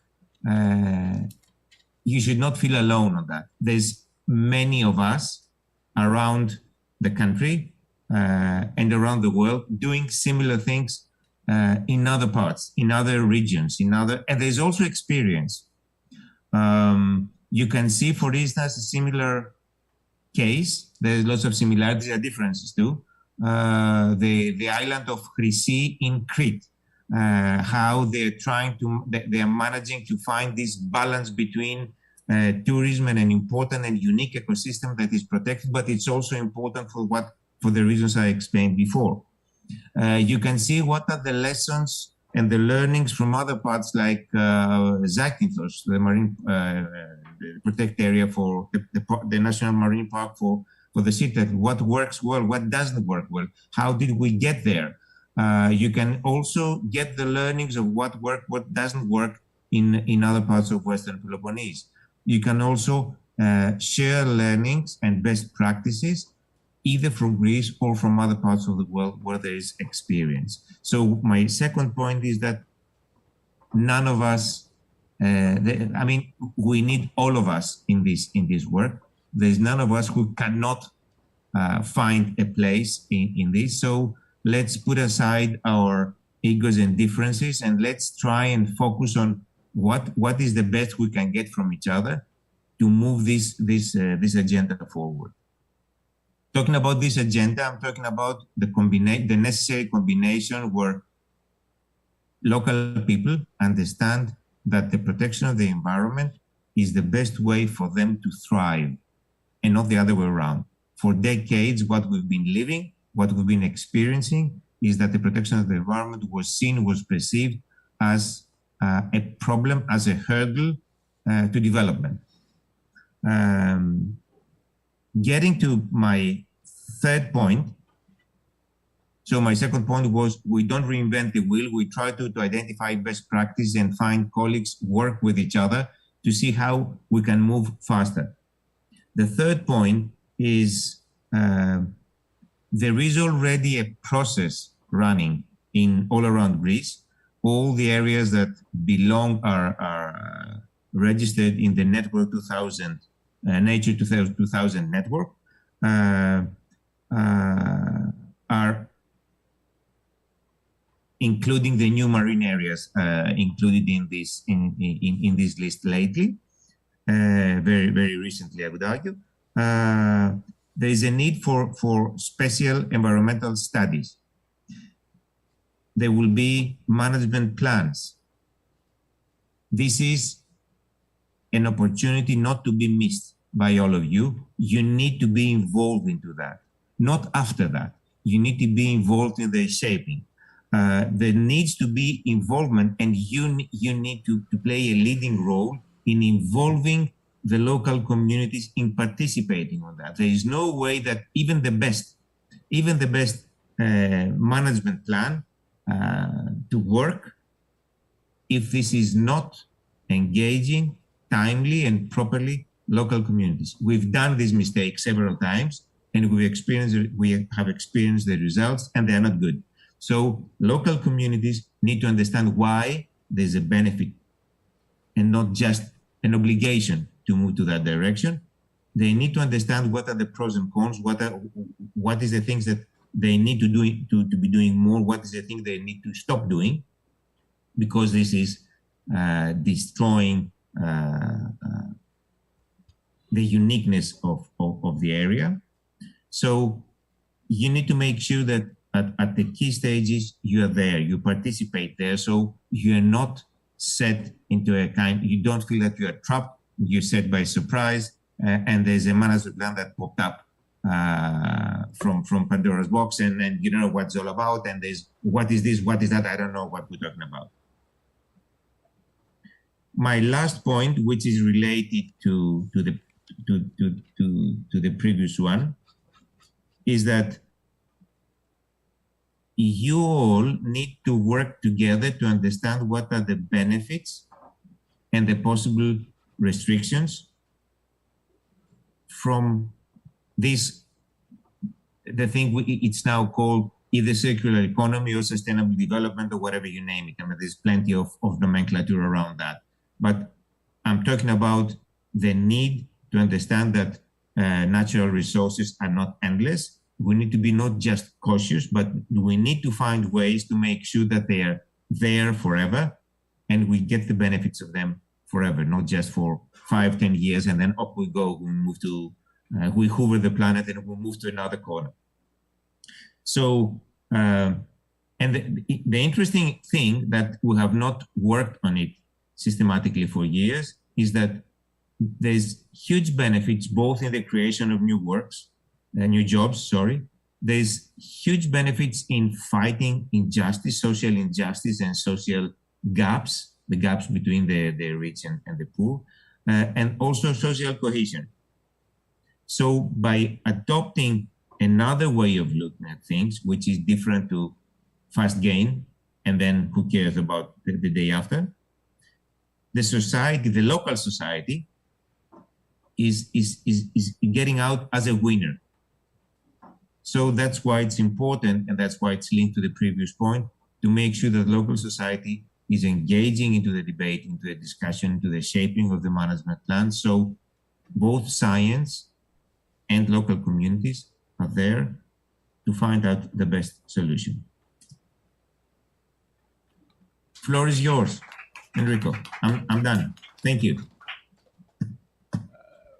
Your message is a gold message for me. I agree 100% of what you are saying. And the key question is how can we obtain that this message could become a reality?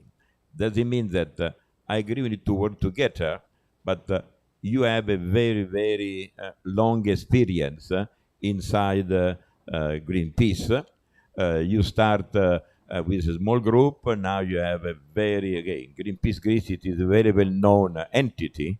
And the question is, how you suggest us, just being a very young association, that we have a lot of passion, but how can we obtain from you some help on how we could implement what your goal message is? Clear question. I refer to, so I'm going back to point 2 of my presentation. There's no one who's out of this game. It's not just Greenpeace. And Greenpeace cannot be present in any single part of the country. I can name you 10 or 20 in a row where there's similar challenges.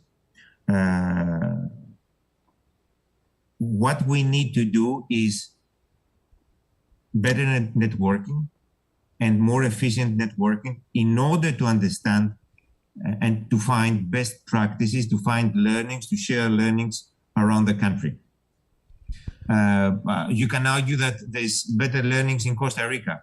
I would then argue that, yeah, try to translate them and try to transfer them to Greece. So you need to understand in different societies how things work. There's many organizations just in Peloponnese. There's plenty of initiatives, many initiatives working fragmented in different parts, in Finicunda, in Kyparissia, in Neapolis.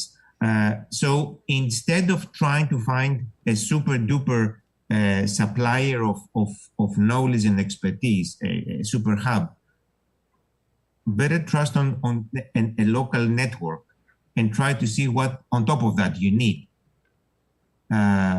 In any case, you also need to remember that, as you said, you need passion, yes, because it will take time, it will take energy, it will take your money.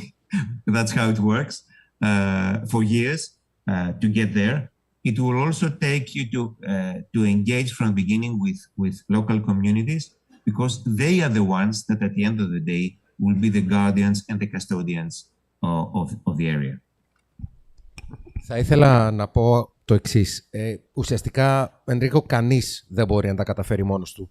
Αυτό που σίγουρα χρειάζεται είναι δικτύωση. Μία αποτελεσματική δικτύωση, έτσι ώστε να μπορέσουμε να εντοπίσουμε καλύτερα και τις βέλτιστες πρακτικές. Θα μπορούσε κάποιος να πει ότι ναι, γιατί να μην αναπαράξουμε τις βέλτιστες πρακτικές που υιοθετεί και που έχει χρησιμοποιήσει η Κωνσταντίνα. Το ζήτημα είναι ότι προφανώς οι συνθήκες είναι εντελώς διαφορετικές και προφανώς η κουλτούρα και εντελώς διαφορετική μεταξύ, για παράδειγμα, της Πελοποννήσου και των κατοίκων της Κωνσταντίνα. Άρα λοιπόν, ναι, αυτή τη στιγμή υπάρχουν διάφορες προσπάθειες κατακαιρματισμένες στην Κυπαρισία, στη Φινικούντα. Δεν απαιτούμε και δεν ψάχνουμε την τέλεια γνώση και την τέλεια λύση. Αυτό που χρειάζεται είναι η δημιουργία ενός τοπικού δικτύου και σίγουρα χρειάζεται η συμμετοχή των ντόπιων κατοίκων. Από τη μία, ναι, το δικό σας πάθος είναι απαραίτητο. Σίγουρα θα δαπανηθούν χρήματα, αυτό είναι γεγονός και για κάποια χρόνια θα είναι τα χρήματα αυτά αρκετά, αλλά πρέπει να πείσουμε τους ντόπιους να εισφέρουν σε όλη αυτή τη διαδικασία, γιατί ούτως ή άλλως αυτοί θα είναι οι άνθρωποι οι οποίοι ουσιαστικά θα προστατέψουν το δικό τους τόπο. One point, or just to add, Nikos, it is that we have here with us on the network and on working together on partnership. We have 6 volunteers. They are with us in this period. And in the summertime, we'll have a proscopy, that is a scout in French and in Belgium. They could help our activity.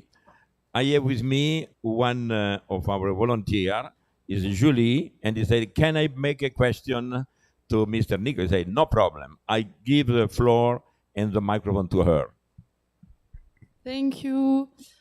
Hello, I wanted to ask you, for everybody here, do you have an advice to act as a person in our everyday life? What can we do to save the planet? What can be the more efficient in an individual action every day?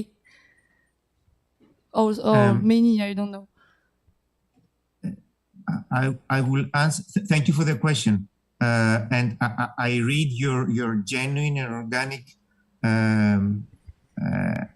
anxiety in understanding what the hell should I do? I mean, what should I do differently? And it's something that makes us suffer. So my first suggestion is start by enjoying life for what it is. Enjoy your everyday. Understand that life is a gift. What you see out there in Elafonisos is a gift, is a precious thing that you need to protect, you need to preserve, because it offers you joy, pleasure, happiness. We cannot just protect life by suffering. So we need, first of all, to enjoy life. The second is talking about options of things you can do in your daily life, as long as you don't do it by victimizing yourself and torturing yourself because you don't do it all. The sky is the limit. There's an endless list of things you can do, from biking, not recycling. The recycling is a joke. I mean, give me a break. Reducing the waste you produce, composting, getting against fast fashion, don't eating meat, eating local, eating things that on their time. I mean, eating more vegetables and fruits. The list is endless. The list is endless. You can go extreme, like producing zero waste. Up to you. What I will suggest also is that no matter how you victimize yourself and you torture yourself in a kind of more Protestant way because you have not done enough, there's always a need for work to be done by local authorities and central government. If they don't offer the systems, you will suffer a lot with very little result. I mean, I can collect all plastics that I'm not using, but if there is no proper, efficient, and effective system that takes them and not just throws them next corner, next gorge, but recycles, does separation properly and recycles them or reuses or whatever, it's not going to work. So there are many things we can do ourselves. There are other things that we need to put pressure in governments to take the responsibility because it's their job. They have a job to do. And we cannot ignore this player. It's a big player who's actually operating with our money as taxpayers. So we need to put pressure on them. Does it help? Θα ήθελα λοιπόν να πω ότι θα μπορούσα να δώσω δεκάδες συμβουλές και σίγουρα ακούω την πολύ αυθεντική αγωνία σου σε σχέση με το τι μπορούμε να κάνουμε για να προστατεύσουμε το περιβάλλον. Σε κάθε περίπτωση αυτό που θέλω να πω και είναι το κεντρικό μήνυμα ότι πρέπει να αγαπάμε και να απολαύσουμε αυτή τη ζωή που έχουμε. Η ζωή είναι ένα θείο δώρο. Ο πλανήτης είναι ένα θείο δώρο. Η Ελαφώνησος είναι ένα θείο δώρο. Οπότε χρειάζεται προφανώς να προστατευτεί, χρειάζεται να χαρούμε αυτόν τον πλανήτη, να χαρούμε αυτόν τον τόπο, να νιώσουμε ευτυχισμένοι γύρω από αυτόν. Δεν είμαστε εδώ για να υποφέρουμε προσπαθώντας να σώσουμε τον πλανήτη. Τι πρέπει να κάνουμε? Δεν τίθεται θέμα θυματοποίησης. Υπάρχουν χιλιάδες πράγματα που μπορούν να γίνουν. Χιλιάδες, εκατοντάδες. Η λίστα είναι ατελής. Ο περιορισμός της ρύπανσης. Δεν ξέρω, να τρώμε ντόπια φρούτα και λαχανικά. Να φτάσουμε σε μια διαδικασία zero waste. Να τρώμε ντόπια προϊόντα. Δεν ξέρω, να μην τρώμε πάρα πολύ κρέας. Ο καθένας μπορεί να κάνει οτιδήποτε μπορεί να φανταστεί. Σε κάθε περίπτωση όμως αυτό που είναι απαραίτητο είναι η συμμετοχή της τοπικής αρχής, των τοπικών αρχών. Δεν μπορούμε εμείς να λύσουμε όλα τα προβλήματα. Ακόμα και αν μαζέψουμε όλα τα σκουπίδια από όλες τις παραλίες του κόσμου, δεν μπορούμε μόνοι μας εμείς τους πολίτες να κάνουμε πράγματα. Χρειάζεται να υπάρχει διαδικασία που θα ακολουθούν οι τοπικές κοινωνίες και κυρίως, ξαναλέω, οι τοπικοί άρχοντες. Θα πρέπει να γίνεται, για παράδειγμα, διαχωρισμός. Θα πρέπει να γίνεται επαναχρησιμοποίηση, ανακύκλωση. Δεν αρκεί εμείς απλώς να μαζεύουμε τα πλαστικά και μετά να μην κάνουν αυτά που πρέπει οι εκλεγμένοι. Θα πρέπει λοιπόν να είμαστε πολύ κοντά και να προσέχουμε τι κάνουν και αυτοί, γιατί ας μην ξεχνάμε, λειτουργούν με τα χρήματα των φορολογουμένων, δηλαδή τα δικά μας χρήματα. Okay, thank you very much for your answer. It was very complete. Thank you. Do you have still 5 minutes with us? Ευχαριστώ πολύ. I have two questions. First one, just to have your feeling that I'm very open, very transparent. Greenpeace was in beginning just a body that try to change the world, and my feeling was you were quite unique, alone, and your way of doing. If I understand well, when you talk about networking, about working together, you are moving, from my perspective, from being one organization that was provocative in order to obtain something, to be an organization that could network with others. Από αυτά που άκουσα και γνωρίζοντας εδώ και πάρα πολλά χρόνια το έργο της Greenpeace, θεωρούσα πάντοτε ότι ήταν μια οργάνωση που προσπαθούσε ουσιαστικά να αλλάξει τον κόσμο. Μια πραγματικά και ουσιαστικά μοναδική προσπάθεια. Από αυτά που άκουσα από σένα σήμερα, αναφέρθηκες πάρα πολύ στη σημασία της δικτύωσης. Φαντάζομαι εννοείς ότι δεν αρκεί απλώς να λειτουργείτε ως μια μονάδα, ως μια οργάνωση, αλλά νομίζω ότι υπερθεμάτισες τη σημασία της δικτύωσης και αυτό που θέλουμε και εμείς να πετύχουμε. Your answer? Η αντίδρασή σου απάντησε σε αυτό. This was a statement, Enrico, and a correct statement. There was no question. Anyway, if I need to turn it to a question, yes, the answer is yes. Greenpeace was founded under totally different social and political conditions. This has evolved from the heroes of hanging and stopping, blocking ships and whatever. This is happening. This is happening all around the globe. There's younger activists doing the same thing, and that's fantastic.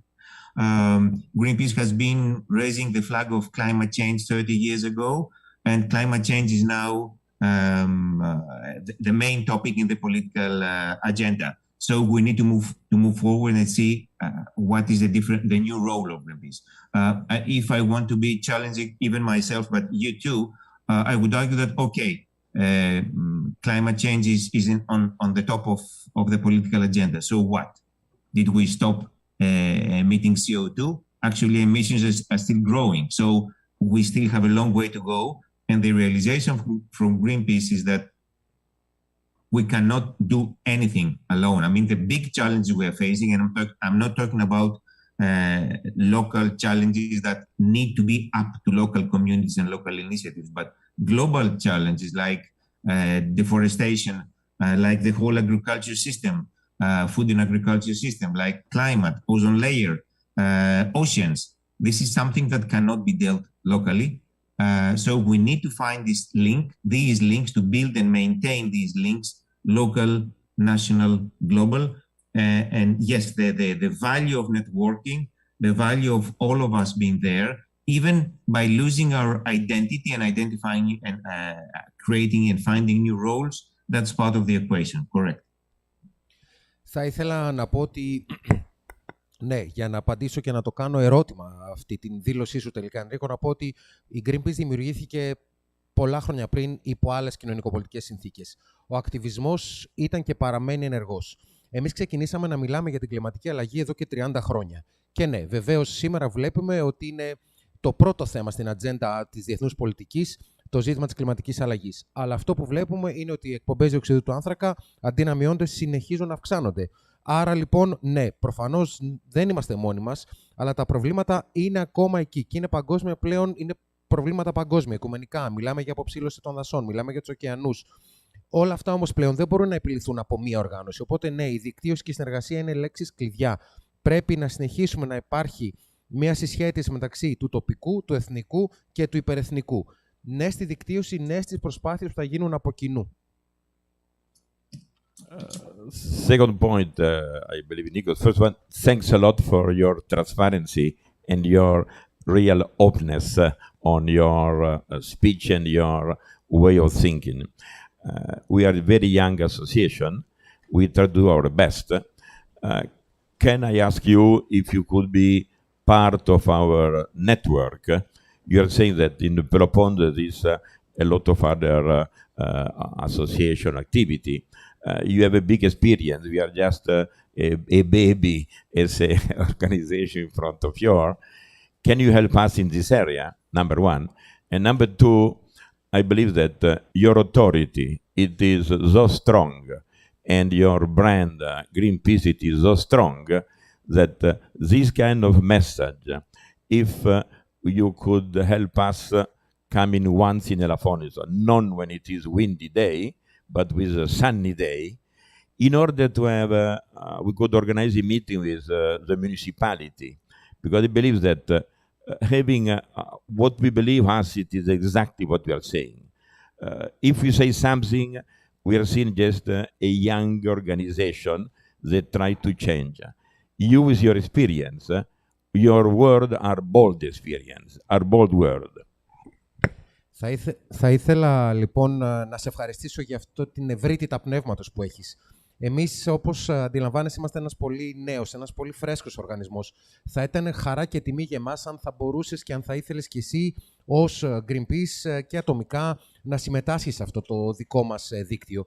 Είμαστε εν τη γενέση του, ένας οργανισμός σε βρεφική ηλικία, οπότε θα χρειαστούμε πολύ τη βοήθεια και την τεχνογνωσία που έχει ένα brand, μια επωνυμία, ένας οργανισμός όπως το Greenpeace. Θα ήταν πραγματικά τιμή για εμάς αν μπορέσουμε κάποια στιγμή, προφανώς όχι με τέτοιο καιρό, όταν θα είναι καλύτερος ο καιρός, να έρθει στην Ελαφώνησο και να κάνουμε μια συνάντηση με την Δήμαρχο, την κυρία Λιάρου, για να δούμε πώς μπορούμε πραγματικά να κάνουμε ακόμα καλύτερα κάποια πράγματα για να προστατέψουμε το νησί. Να ξεκινήσω με τον... sorry. Συγγνώμη, κύριε μεταφραστή. Κάνατε εξαιρετική δουλειά κιόλας. Ευχαριστώ και για την υπομονή σας. Enrico, let me start with a comment about the weather. The weather, it is what it is. It's not good or bad. So we need to cope with that. Sun, wind, rain, it's fine. That's not what stops us from... It's time. You know that. I mean, I would love to be there with you.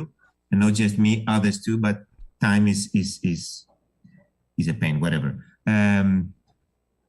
To continue being blunt and helpful to you, I question if Greenpeace is the helpful player in your young initiative. you start an initiative full of energy, passion, and Greenpeace is a player that carries a brand that is far away, is detached from all local happenings. And this will not change. Greenpeace could help you, for instance, in organizing volunteer groups. I argue that there are other groups in Greece that have bigger experience. Like I saw in your program that you have also Archelon speaking. I mean, they bring 600 volunteers per year minimum. So they've got a long experience on how you maintain this pool of people, how you bring them, how you maintain them, how you treat them, how you build a relation with the other more experienced groups. We can have in one-to-one and try to give you all the connections we have and the contacts we have with other groups that you need to get in touch with and try and find ways to cope and help each other. Because as we said before, none of us alone can change things. And even not just in big things, the same applies in smaller things. I'll give you my very personal history. Even before joining Greenpeace, I was working for the sea turtle protection in Zakynthos. The turning point there was not the intervention of Greenpeace. The turning point was that more than 20 local stakeholders, fishermen, farmers, hoteliers, NGOs, environmental NGOs, local, national, international, sat together and said, this is the type of the minimum type of measures we agree on. And this was the core of the protection measures of the area. But this was owned by this big group of stakeholders. So there's knowledge there where you can benefit from. As for the chance and the opportunity to visit Elafonisos, give me a break. You know that I want it more than you, but let's make the time and make it happen. Okay? Thanks for the invitation anyway, Enrico. Nikos, thanks a lot. I believe that your message is very clear. We try to interiorize all your message and to have them becoming operationally. And thanks for your help to help us to be in contact with other organizations. And one main point that I see in you, the fact that you have in Greenpeace for a long time, you are the more younger way of thinker in your speech, in your way of doing. And the reason why it is something that you have obtained to change, because most of the people say that you must change, but I don't change. Here, you have done a fantastic job inside Greenpeace. Thanks a lot. Thank you for the kind words, Enrico. Νίκο, σε ευχαριστώ πάρα πολύ. Πραγματικά είσαι ένα παράδειγμα ανθρώπου που κατάφερε όχι απλώς να λέει ότι πρέπει οι άλλοι να αλλάξουμε, αλλά άλλαξε ο ίδιος. Και ευχαριστώ πάρα πολύ για το γεγονός ότι μας είπες ότι θα μας φέρεις σε επαφή με ανθρώπους, με γνωριμίες που έχεις, να έχουμε και εμείς τις απαραίτητα contacts, έτσι ώστε να μπορέσει ο οργανισμός μας να ενισχυθεί, να ενδυναμωθεί και να μπορέσει να κάνει πράγματα απτός. Σε ευχαριστούμε πάρα πολύ. Καλή συνέχεια, παιδιά. Bye bye, Enrico. Thank you for the invitation.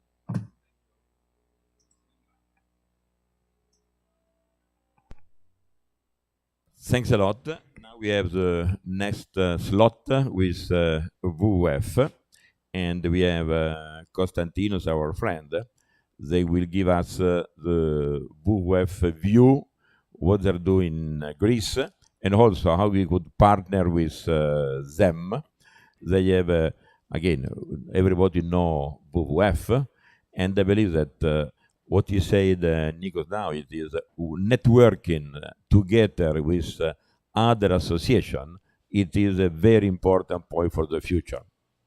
Όπως είπε λοιπόν και ο Νίκος, είναι πολύ σημαντική δικτύωση. Για το λόγο αυτό έχουμε και εμείς προσκεκλημένο τον Κωνσταντίνο Τσουκαλά από την WWF Greece, για να μπορέσει και αυτός να εισφέρει στην κουβέντα μας και να δούμε πώς μπορούμε όλοι μαζί να βοηθήσουμε την Ελαφώνησο έτσι ώστε να προστατευτεί όπως της αξίζει. Are we ready to have... Not yet, just a second.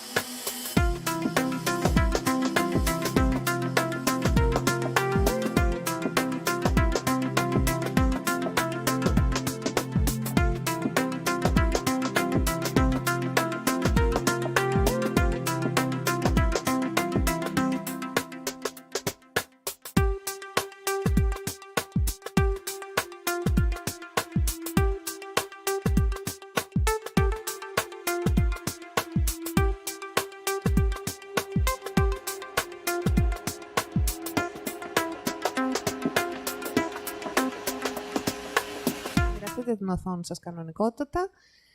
Θα πρέπει κάθε τόσο και λιγάκι να σταματάτε να μπορώ εγώ να κάνω τη διερμηνία προς τα αγγλικά. Οκ, εννοείται. Ευχαριστώ πάρα πολύ. Εμείς ευχαριστούμε.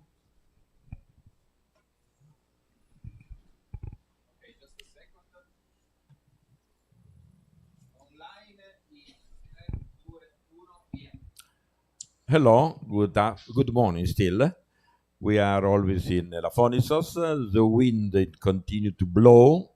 The island is completely separate from the continent, but we survive, and we are very passionate to listen what you, Konstantinos, you could give us as a message, because I believe that being a very young association, our Elafonisos Eco, we need to have a partnership and help from the association. They have a much longer pedigree. Καλημέρα μάλλον. Και πάλι από την είμαστε ακόμα στην Ελαφώνησο, ένα νησί που λόγω ανέμων αυτή τη στιγμή είναι απομονωμένο από την εδώ χώρα, αλλά δεν πειράζει, θα επιβιώσουμε, είναι το μόνο σίγουρο. Και είναι μεγάλη μας χαρά που έχουμε μαζί μας τον Κωνσταντίνο σήμερα. Θέλουμε πάρα πολύ να ακούσουμε το μήνυμα που θα μας μεταδώσει, γιατί είμαστε ένας νεαρός σύλλογος εδώ η Ελαφώνησος Eco και αναγνωρίζουμε ότι έχουμε πολύ μεγάλη ανάγκη από συνεργασίες και από τη βοήθεια που μπορείτε να μας προσφέρετε, οπότε αναμένουμε να ακούσουμε αυτά που έχετε να μας πείτε με πολύ ενδιαφέρον. So, if you agreed, the floor is yours, and if you agreed at the end of your presentation, we can make some question in order to have a dialogue together. It's better to do it at the end and not during your presentation. Αν συμφωνείτε λοιπόν, θα πάρετε τώρα το λόγο και στη συνέχεια, στο τέλος της παρουσίασής σας, θα θέλαμε να έχουμε λίγο χρόνο για ερωτήσεις και απαντήσεις, ούτως ώστε να μην διακόπτουμε την παρουσίασή σας, αλλά να μπορέσουμε να έχουμε και έναν πιο επικοδομητικό διάλογο. Ο λόγος δικός σας. Καλημέρα, Ενρίκο. Καλημέρα σε όλους τους παρευρισκόμενους στην Ελαφώνησο και σε όλους τους online φίλους μας. Συγχαρητήρια για την πολύ όμορφη εκδήλωση που έχετε διοργανώσει σήμερα και τις προηγούμενες 2 μέρες. So, good morning to Enrico, good morning to all the participants, those who are live at Elafonisos and also all those participating in this symposium online. Congratulations for this wonderful initiative that you have undertaken to organize the symposium, and congratulations for the works that began a couple of days ago. Ονομάζομαι Konstantinos Tsoukalas. Είμαι συντονιστής τοπικών δράσεων του WWF Ελλάς, της περιβαλλοντικής οργάνωσης, και υπεύθυνος του προγράμματος υιοθέτησε μια παραλία, κάτι για το οποίο θα μιλήσουμε περισσότερο σήμερα, για το πρόγραμμα υιοθέτησε μια παραλία που αναφέρεται πάνω στο κομμάτι της πλαστικής ρύπανσης γενικά και της παράκτειας ρύπανσης. So, my name is Konstantinos Tsoukalas. I work with WWF Greece, and I am the coordinator for local activities and actions. I am also in charge of the Adopt a Beach program run under WWF Greece, and this is something that I want to discuss with you today. It is primarily about combating plastic pollution, not just plastic pollution, but also in general terms on shore pollution. Θα μου επιτρέψετε τώρα να μοιράσω για λίγο την οθόνη μου για μια σύντομη παρουσίαση και όπως είπες, Ενρίκο, θα προτιμούσα να μου κάνετε τις ερωτήσεις στο τέλος για να μπορέσουμε να κάνουμε και τον διάλογο. Απλά επιβεβαιώστε μου ότι βλέπετε την οθόνη μου. So I will now be sharing my screen. Please confirm that you can see what I have on my screen. Ναι, μπορούμε να δούμε την οθόνη σας. And as Enrico suggested, I would also like to keep the Q&A session at the end so that we can have a dialogue. Ωραία. Ας ξεκινήσουμε με κάποια εισαγωγικά για την πλαστική ρύπανση. Let's start with a few introductory remarks on plastic pollution. Όλοι έχουμε ακούσει για το μέγεθος του προβλήματος, όλοι έχουμε έρθει αντιμέτωποι με το μέγεθος του προβλήματος, δεν είναι κάτι νέο, είναι ένα από τα πολύ βασικά περιβαλλοντικά ζητήματα που απασχολεί τον πλανήτη, τους επιστήμονες παγκοσμίως. We are all familiar with this problem. We all know the size, the volume of this problem, and we all know that it is something that we need to tackle now. It is a question, a major concern for the entire globe, for the entire planet. It is a major concern for all scientific experts as well. Χιλιάδες τόνοι πλαστικών διαρρέουν ετησίως στο φυσικό περιβάλλον, είτε από λάθος διαχείριση των απορριμμάτων, είτε από αμέλεια των αρχών που ασχολούνται με την καθαριότητα, είτε από διάφορες ανθρώπινες δραστηριότητες. 11.500 τόνοι αυτών των πλαστικών διαρρέουν στη Μεσόγειο, με πολλά από αυτά να καταλήγουν στις ελληνικές θάλασσες. We all know that there are thousands of tons of plastics that end up around the globe due sometimes to waste mismanagement, due sometimes to negligence on the behalf of local authorities and governments. And it is true that in the Mediterranean, on a yearly basis, we have 11.5 thousand of tons of plastics that end up in the Mediterranean Sea. Many of those end up in the Greek seas. Αν δεν αλλάξουν άμεσα τα πράγματα, φημολογείται ότι το 2050 θα υπάρχουν περισσότερα πλαστικά και μικροπλαστικά στην θάλασσα από ό,τι ψάρια. Μπορούμε να το δούμε και σε αυτό εδώ πέρα το γράφημα, το οποίο έτσι μας δίνει ένα μήνυμα για ένα διεθνή συναγερμό που επικρατεί σε όλη την επιστημονική κοινότητα, σε όλο τον πλανήτη, για το πολύ σοβαρό πρόβλημα της πλαστικής ρύπανσης. It is actually rumored that if this does not change by 2050, in the Greek seas, in the Mediterranean Sea, we will have more plastics and microplastics than fish. And in this graph, you can see how there is a global alert that is currently issued and embraced by the international scientific community. Τα προβλήματα της πλαστικής ρύπανσης πάρα πολύ μεγάλα. Μολύνουν το φυσικό και το θαλάσσιο περιβάλλον, αποτελούν πάρα πολύ μεγάλο κίνδυνο για τα θαλάσσια θηλαστικά, τα ψάρια και τα πουλιά που ζουν κοντά στις παραλίες και φυσικά το πρόβλημα καταλήγει και στον άνθρωπο αφού καταναλώνουμε και εμείς μικρή ποσότητα πλαστικών μέσω της τροφικής αλυσίδας. We know that plastic pollution is a huge problem. There is an overconsumption, and this is pollution that has a negative impact, a direct negative impact on the sea mammals, on fish, on seabirds. And through the food chain, this is also something that ends up being consumed in a smaller percentage by human beings. Η υπερβολική κατανάλωση πλαστικών, το ότι είναι ένα προβληματικό υλικό γιατί δεν αποσυντίθεται εύκολα, επίσης το ότι είναι φθηνό και το βρίσκουμε παντού και το χρησιμοποιούμε πάρα πολύ συχνά, είναι από τα βασικά ζητήματα που προκαλούν την πλαστική ρύπανση. Overconsumption of plastics, because they are a cheap material, we can use them for many different uses, we find them everywhere. The fact that they decompose very slowly, all these factors come together to create plastic pollution. Ενώ ο ανθρώπινος παράγοντας, όπως τα ανεπαρκή συστήματα διαχείρισης αποβλήτων, οι παράνομες χωματερές, η ανεξέλεγκτη ρήψη απορριμμάτων από τους ανθρώπους στο φυσικό περιβάλλον, η διασυνοριακή ρύπανση και η ρύπανση από τα πλοία οδηγούν σε αυτό το πολύ σοβαρό πρόβλημα. And then we have the human factor. There is insufficient waste management, there are illegal landfills, there is improper waste disposal throughout many different layers, across borders, by ships in the sea, and this all adds to the problem. Γνωρίζουμε αρκετά πράγματα για την πλαστική ρύπανση. Αυτό όμως που δεν γνωρίζουμε ακριβώς είναι ποια είναι η κατάσταση αυτή τη στιγμή, αριθμητικά πλέον, στον ελληνικό παράκτιο χώρο. Και έτσι σχεδιάσαμε το πρόγραμμα «Υιοθέτησε μια παραλία», ένα πρόγραμμα που στηρίζεται στο πρόγραμμα Adopt a Beach του UNEP-MAP, με στόχο την παρακολούθηση της παράκτιας ρύπανσης. We know a lot. There is a lot we know about plastic pollution. However, what we do not know is the current state of play with respect to the numbers that can be used that will indicate what takes place along the Greek shoreline. And this is why we have come up and we are promoting the program Adopt a Beach in order to be able to better monitor what takes place in terms of plastic pollution at the Greek beaches. Το που δεν είναι το «Υιοθέτησε μια παραλία» δεν είναι ένα πρόγραμμα μεμονωμένων καθαρισμών.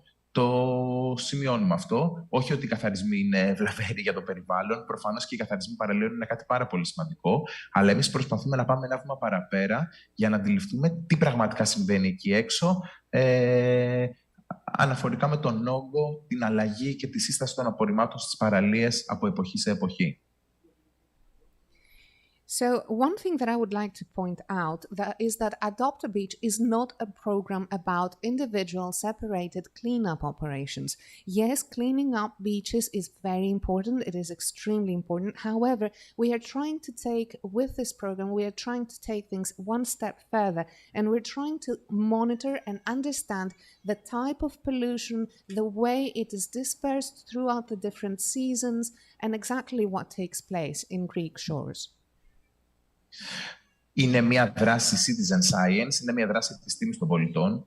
Ουσιαστικά οι συμμετέχοντες μετατρέπονται σε ενδυνάμει ερευνητές, γιατί αυτό που κάνουν είναι να συλλέγουν και να καταγράφουν τα απορρίμματα τα οποία συναντάν σε διάφορα δείγματα σε όλες τις παραλίες της Ελλάδας.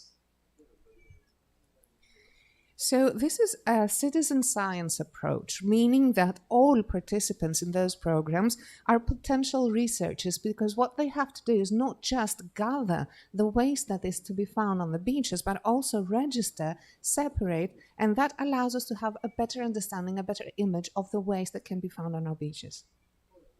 Μιλάμε για ένα εθελοντικό πρόγραμμα όπου μπορεί να συμμετέχει όλος ο κόσμος, διάφορες κοινωνικές ομάδες, από προσκοπικά συστήματα, σχολεία, συλλογικότητες, ομάδες της κοινωνίας των πολιτών. So this is a volunteer-based program. It is a program that everyone can join.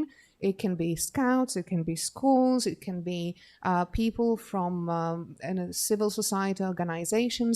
It is open to everyone.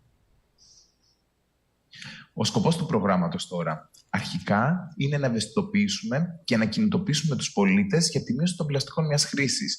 Γιατί άλλο είναι να ακούς το μήνυμα και για το πρόβλημα των πλαστικών, και άλλο η διεισόμαση και με τα χέρια σου να καταμετράς και να βλέπεις το μέγεθος του προβλήματος σε ένα τμήμα της παραλίας. So the main objective of this program is to raise awareness, to sensitize people, because we know that there's a huge problem, especially with single-use plastics, and it's completely different to have an understanding, a theoretical understanding of the problem, as compared to actually seeing with your own eyes, touching with your own hands, counting with your own brains all the ways that can be found. Δεύτερο βασικό κομμάτι είναι η συλλογή πολύτιμων δεδομένων για την κατάσταση που επικρατεί στις ελληνικές παραλίες με τη δημιουργία χρονοσυρών. Δηλαδή, αντιλαμβανόμαστε τον όγκο και τον αριθμό των απορριμμάτων σε κάποια δείγματα παραλιών, εποχή σε εποχή και χρόνο με τον χρόνο. The second part is that, and this is a very crucial part of the program, is that we gather valuable information that falls under time series, which means that we manage to understand the volume, the number of plastics of waste, season by season, year by year. Τα δεδομένα αυτά είναι δωρεάν, ανοιχτά και διαθέσιμα για όλο τον κόσμο, ώστε ερευνητές να μπορούν να τα αξιοποιήσουν για ερευνητικούς σκοπούς, οι πολίτες να τα αξιοποιήσουν σαν μοχλά άσκησης πίεσης προς τις δημοτικές αρχές και πάει λέγοντας. So data that resulting from this program is free, open, transparent to all, and that means that it can be used by researchers for research purposes. It can also be used by citizens in order for them to lobby and apply pressure on local authorities. Εν συντομία, να δούμε λίγο πώς λειτουργεί το πρόγραμμα. Let me just in brief tell you how this program operates. Αρχικά δημιουργούμε μια ομάδα υιοθεσίας παραλίας. Υιοθετούμε μια παραλία και επιλέγουμε ένα δείγμα της παραλίας 100 μέτρων. First of all, we create a team to adopt a beach. Then we adopt a beach. We select the beach. And then we select a beach sample that is 100 meters long. Και αφού έχουμε ένα σταθερό δείγμα 100 μέτρων, το οποίο είναι σταθερό σε όλη τη διάρκεια των δράσεων της ομάδας, πραγματοποιούμε τη δράση παρακολούθησης, καταγραφής και καθαρισμού της παραλίας 3 με 4 φορές το χρόνο σε πολύ προκαθορισμένους μήνες που αντιστοιχούν στις 4 εποχές.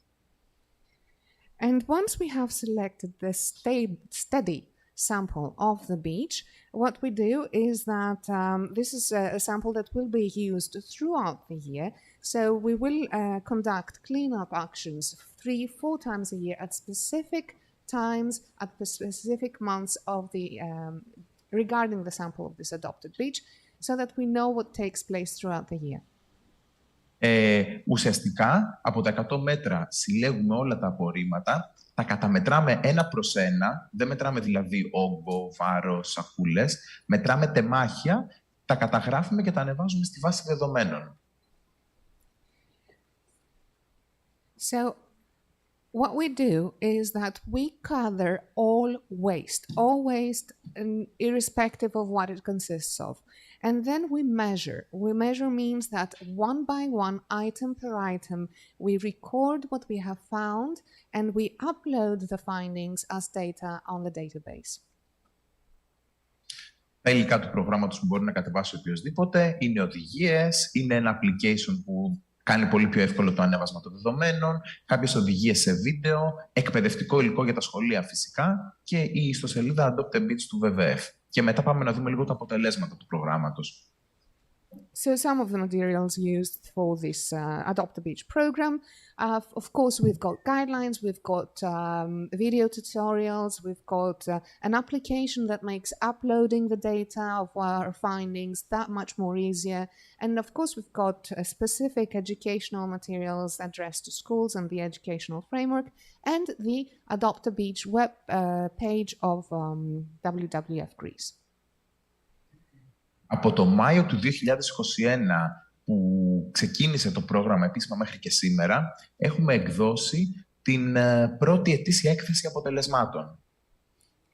As of May 21, which was the official starting point for this program, we have been able to publicize the first annual report regarding our findings. Τα δεδομένα αφορούν 78 παραλίες σε όλη την Ελλάδα, όπου έχουν πραγματοποιηθεί 119 καταγραφές.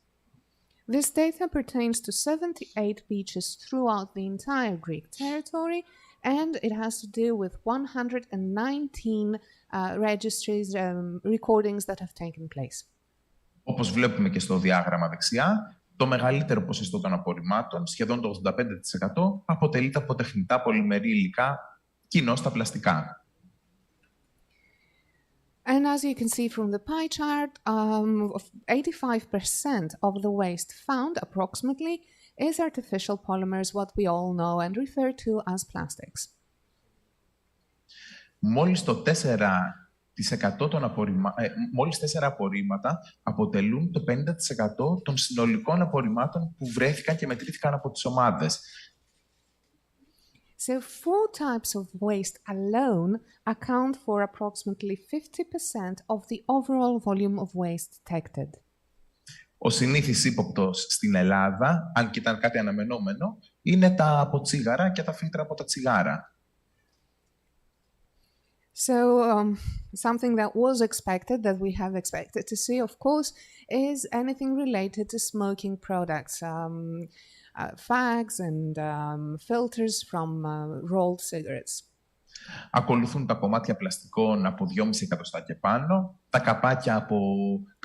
τα πλαστικά καπάκια από μπουκάλια νερών ή αναψυκτικού και φυσικά τα καλαμάκια και οι αναδευτήρες. And then we have plastic items that measure more equal to or more than 2.5 centimeters.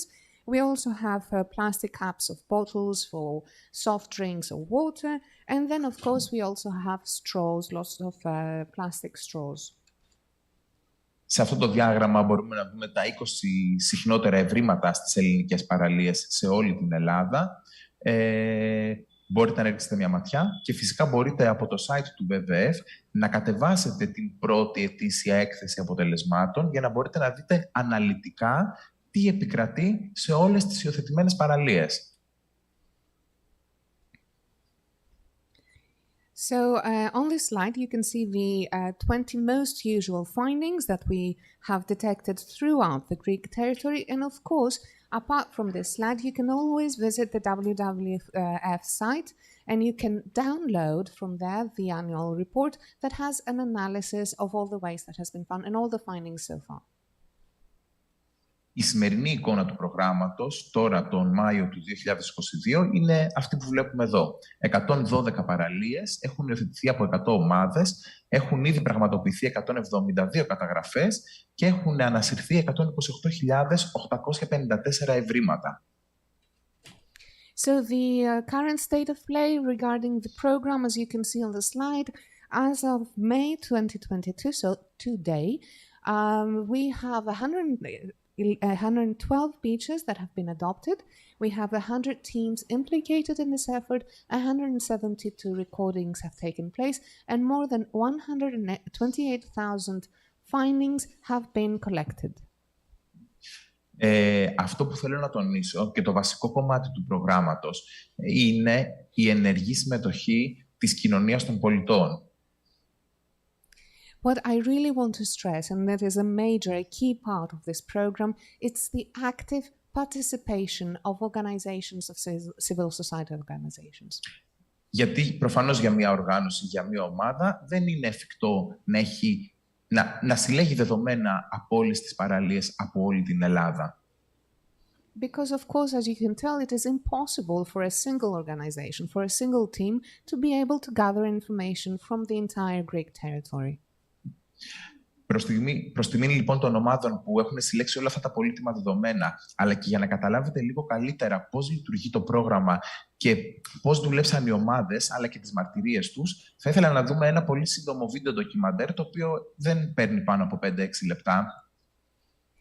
So in honor of all the participants, of all the stakeholders that have been implicated and have been able to provide us with this invaluable data, and for you to better understand exactly the efforts that are taking place, I would like you to watch with me a brief documentary video. It's going to last for no more than 5 to 6 minutes, and it will better explain the situation. At this point, the interpreter needs to point out that videos are not translated. Να σας υπενθυμίσω απλά ότι η διερμηνία δεν μπορεί να καλύψει βίντεο. Οκ, θα δούμε τις εικόνες.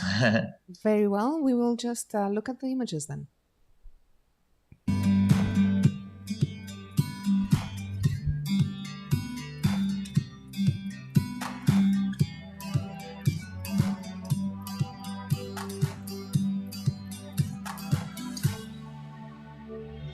Ονομάζομαι Konstantinos Tsoukalas, είμαι συντονιστής τοπικών δράσεων του WWF Ελλάς και υπεύθυνος του προγράμματος Υιοθέτηση σε μια παραλία.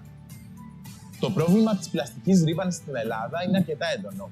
Ας αναλογιστούμε λίγο ότι ετησίως παράγονται 700.000 τόνοι πλαστικών, εκ των οποίων 40.000 διαρρέουν στο φυσικό περιβάλλον. Η ανάγκη μας να αντιληφθούμε το μέγεθος του προβλήματος της πλαστικής ρύπανσης, μιας και δεν υπάρχουν πάρα πολλά δημόσια διαθέσιμα δεδομένα, μας οδήγησε να σχεδιάσουμε ένα πρόγραμμα παρακολούθησης παράκτειας ρύπανσης, το πρόγραμμα Υιοθέτηση σε μια παραλία. Στο πλαίσιο του προγράμματος έχουν υιοθετηθεί μέχρι στιγμής 99 παραλίες από 89 εθελοντικές ομάδες σε όλη την Ελλάδα. Το πρόγραμμα Υιοθέτηση σε μια παραλία έχει σχεδιαστεί με τέτοιο τρόπο ώστε οι εθελοντικές ομάδες να συλλέγουν πολύτιμα δεδομένα 3 με 4 φορές το χρόνο μέσα από τη δράση παρακολούθησης της παράκτειας ρύπανσης. Τα δεδομένα αποθηκεύονται στη βάση δεδομένων του WWF Ελλάς και είναι ανοιχτά και διαθέσιμα για όλους, ενώ θα μας οδηγήσουν να καταλάβουμε ποιες είναι οι τάσεις και η σύσταση των απορριμμάτων στις παραλίες ανά εποχή. Οι ομάδες που συμμετέχουν εθελοντικά στο πρόγραμμα Υιοθέτηση σε μια παραλία δίνουν το παράδειγμα και σε άλλους πολίτες να ενταχθούν σε τέτοιου είδους προγράμματα και να συμβάλλουν και αυτοί με τον τρόπο τους στην προστασία του περιβάλλοντος και του πλανήτη.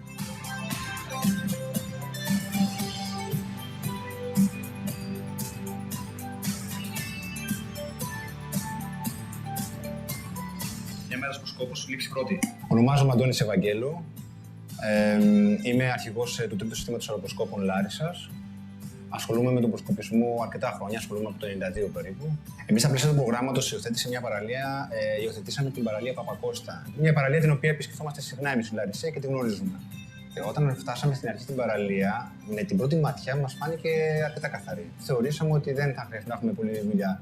Ψάχνοντας όμως περισσότερο την παραλία, δυστυχώς είδαμε πάρα πολλά σκουπίδια. Και μας φάνηκε πάρα πολύ μεγάλος ο όγκος για να μπορέσουμε οι άνθρωποι να το διαχειριστούμε. Το διαχειριστήκαμε πάρα πολύ καλά για εμάς και μας άρεσε πάρα πολύ αυτή η εικόνα ετυλική που ήμασταν με όλο αυτόν τον όγκο σκουπιδιών μέσα στα τσουβάλια και από πίσω χαρούμενα πρόσωπα, διότι πραγματικά νιώθαμε εκεί η στιγμή, δεν ήταν μόνο για τη φωτογραφία, νιώθαμε όλοι εκεί η στιγμή ότι συνεισφέρουμε στο καλύτερο. Αφήσαμε την παραλία πολύ καλύτερα από ό,τι την βρήκαμε.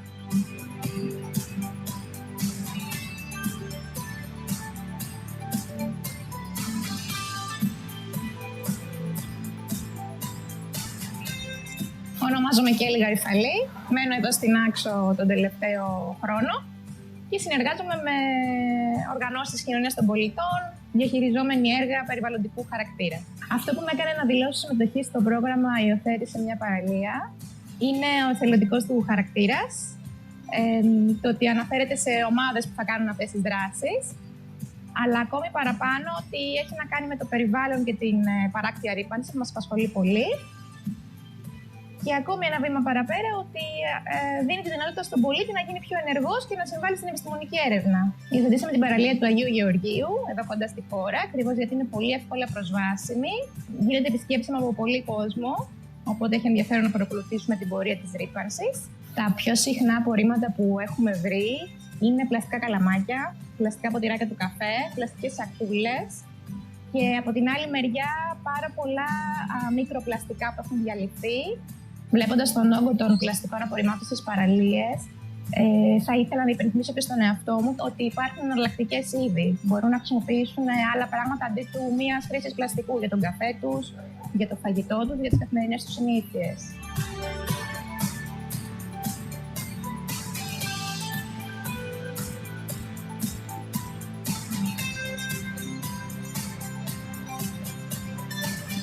Ονομάζομαι Νικολακάκης Γιώργος, είμαι υποδιευθυντής στο δεύτερο Λύκειο Καλαμαριάς και καθηγητής πληροφορικής.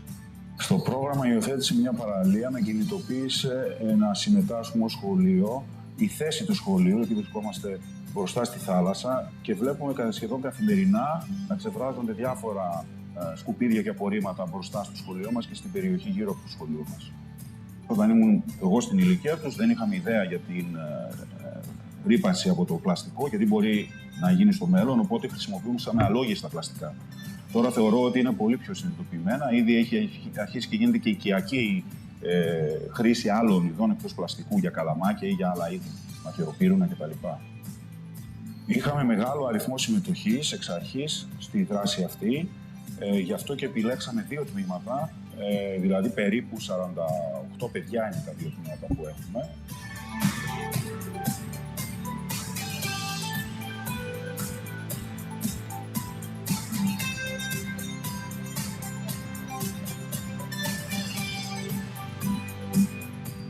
Είμαι η Αθηνάη Τσεκούρα, είμαι αρχηγός κοινότητας ανιχνευτών στο 1ο αεροπροσκόπο Νίκαιας και είμαι μέλος της ομάδας εργασίας της Εφορίας Εφαρμογής Προγραμμάτων Περιβάλλοντος στη Γενική Εφορία του Σώματος Αεροπροσκόπων.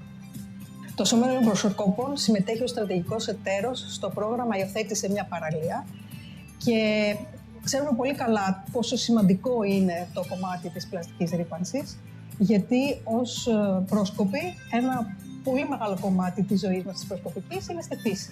Ο προσκοπισμός από την αρχή είχε πολύ μεγάλη σύνδεση με το περιβάλλον. Τα περισσότερα προγράμματά μας βρίσκονται μέσα στη φύση. Άρα, πάρα πολύ καιρό τώρα έχουμε εντοπίσει το πόσο μεγάλη επιρροή έχει η πλαστική ρύπανση στο περιβάλλον. Τα παιδιά που συμμετέχουν από τα προσκοπικά συστήματα στο πρόγραμμα «Υιοθέτησε μια παραλία» βρήκαν πάρα πολύ ενδιαφέρον το κομμάτι να ασχοληθούν και με το κομμάτι προσφοράς που είναι απόλυτα προσκοπικό και θα μπορούσαν με αυτόν τον τρόπο να δώσουν και μια άλλη διάσταση σε δραστηριότητες που έτσι κι αλλιώς κάνουμε πολλές φορές. Τα ωφέλη της συμμετοχής των νέων σε ένα πρόγραμμα της επιστήμης των πολιτών είναι ότι μαθαίνουν να συνυπάρχουν με όλο το περιβάλλον τους, το κοινωνικό περιβάλλον, και να συμμετέχουν σε μια λύση προβλημάτων, να δημοσιοποιούν και να μοιράζονται όλα τα προβλήματα που βρίσκουν, που ανακαλύπτουν και με αυτόν τον τρόπο να γινόμαστε λίγο καλύτεροι κάθε μέρα.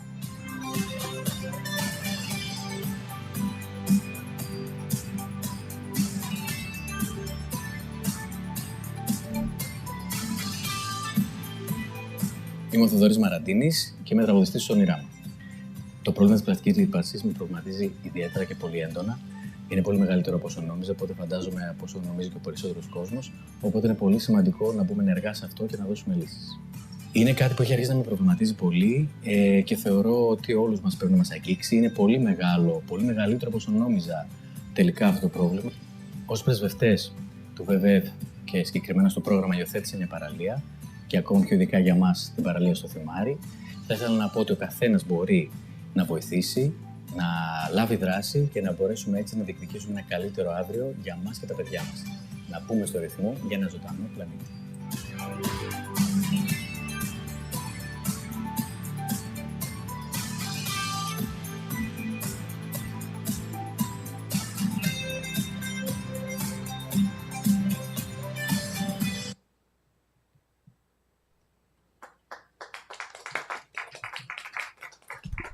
Αυτό ήταν και το βίντεο προς τιμή των ομάδων και φυσικά τελειώνοντας την παρουσίασή μου εδώ πέρα θα ήθελα να ενημερώσω ότι οποιοσδήποτε μπορεί να συμμετέχει σε αυτή τη δράση επιστήμης των πολιτών. Φυσικά ομάδες από την Ελαφώνησο μπορούν να συμμετέχουν και έτσι να αποκτήσουν και αυτές τα πολύτιμα δεδομένα στα χέρια, ώστε να γνωρίζουν ακριβώς ποια είναι και η κατάσταση, αλλά και πώς μπορούν να ασκήσουν τις αντίστοιχες πιέσεις στις δημοτικές αρχές με τα αποτελέσματα που έχουν στα χέρια τους.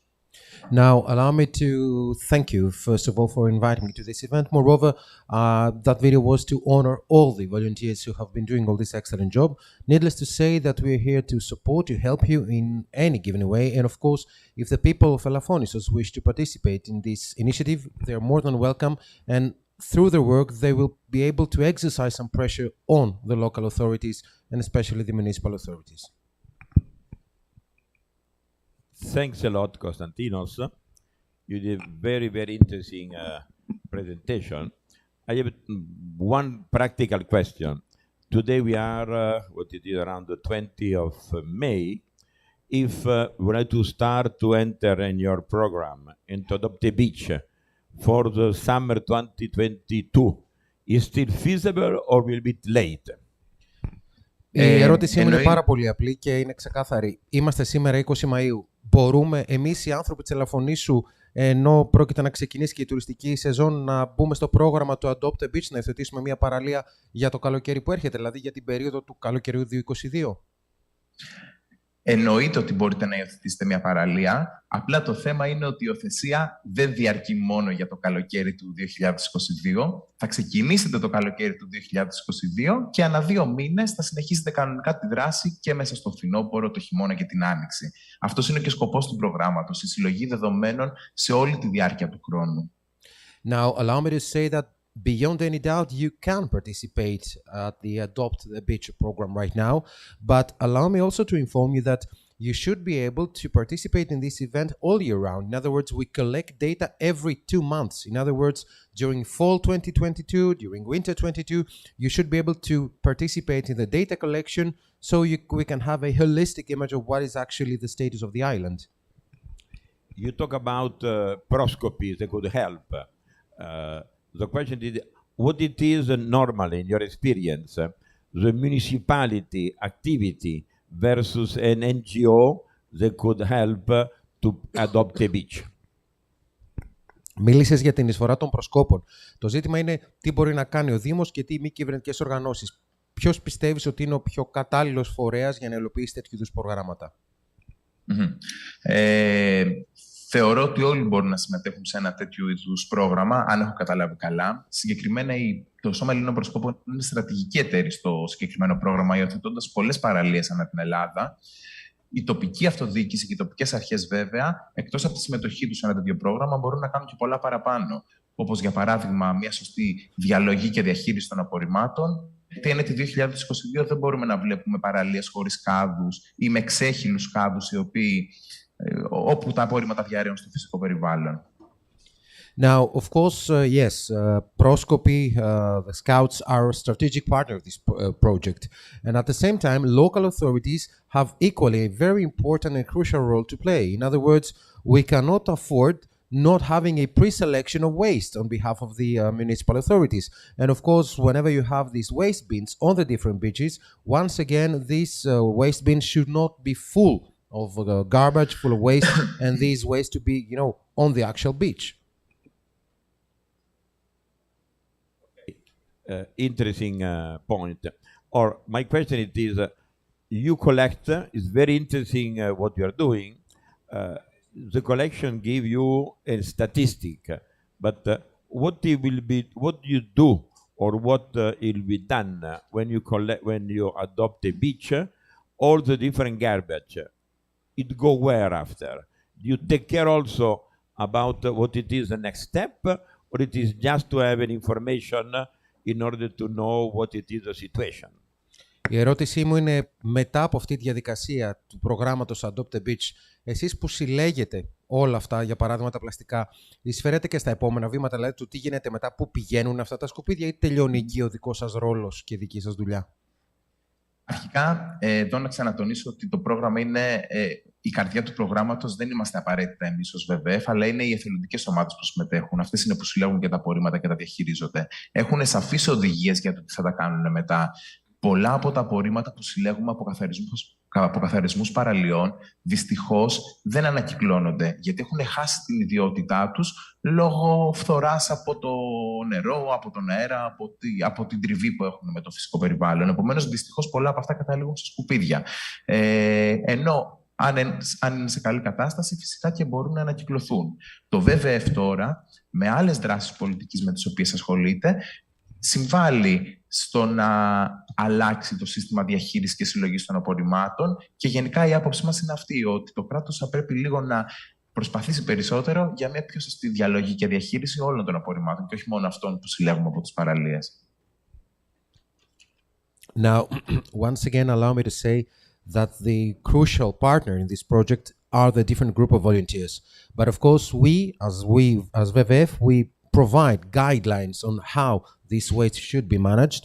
But allow me also to stress the following: not all of this material which is collected is not anymore recycled, because due to friction, they have lost their capacities.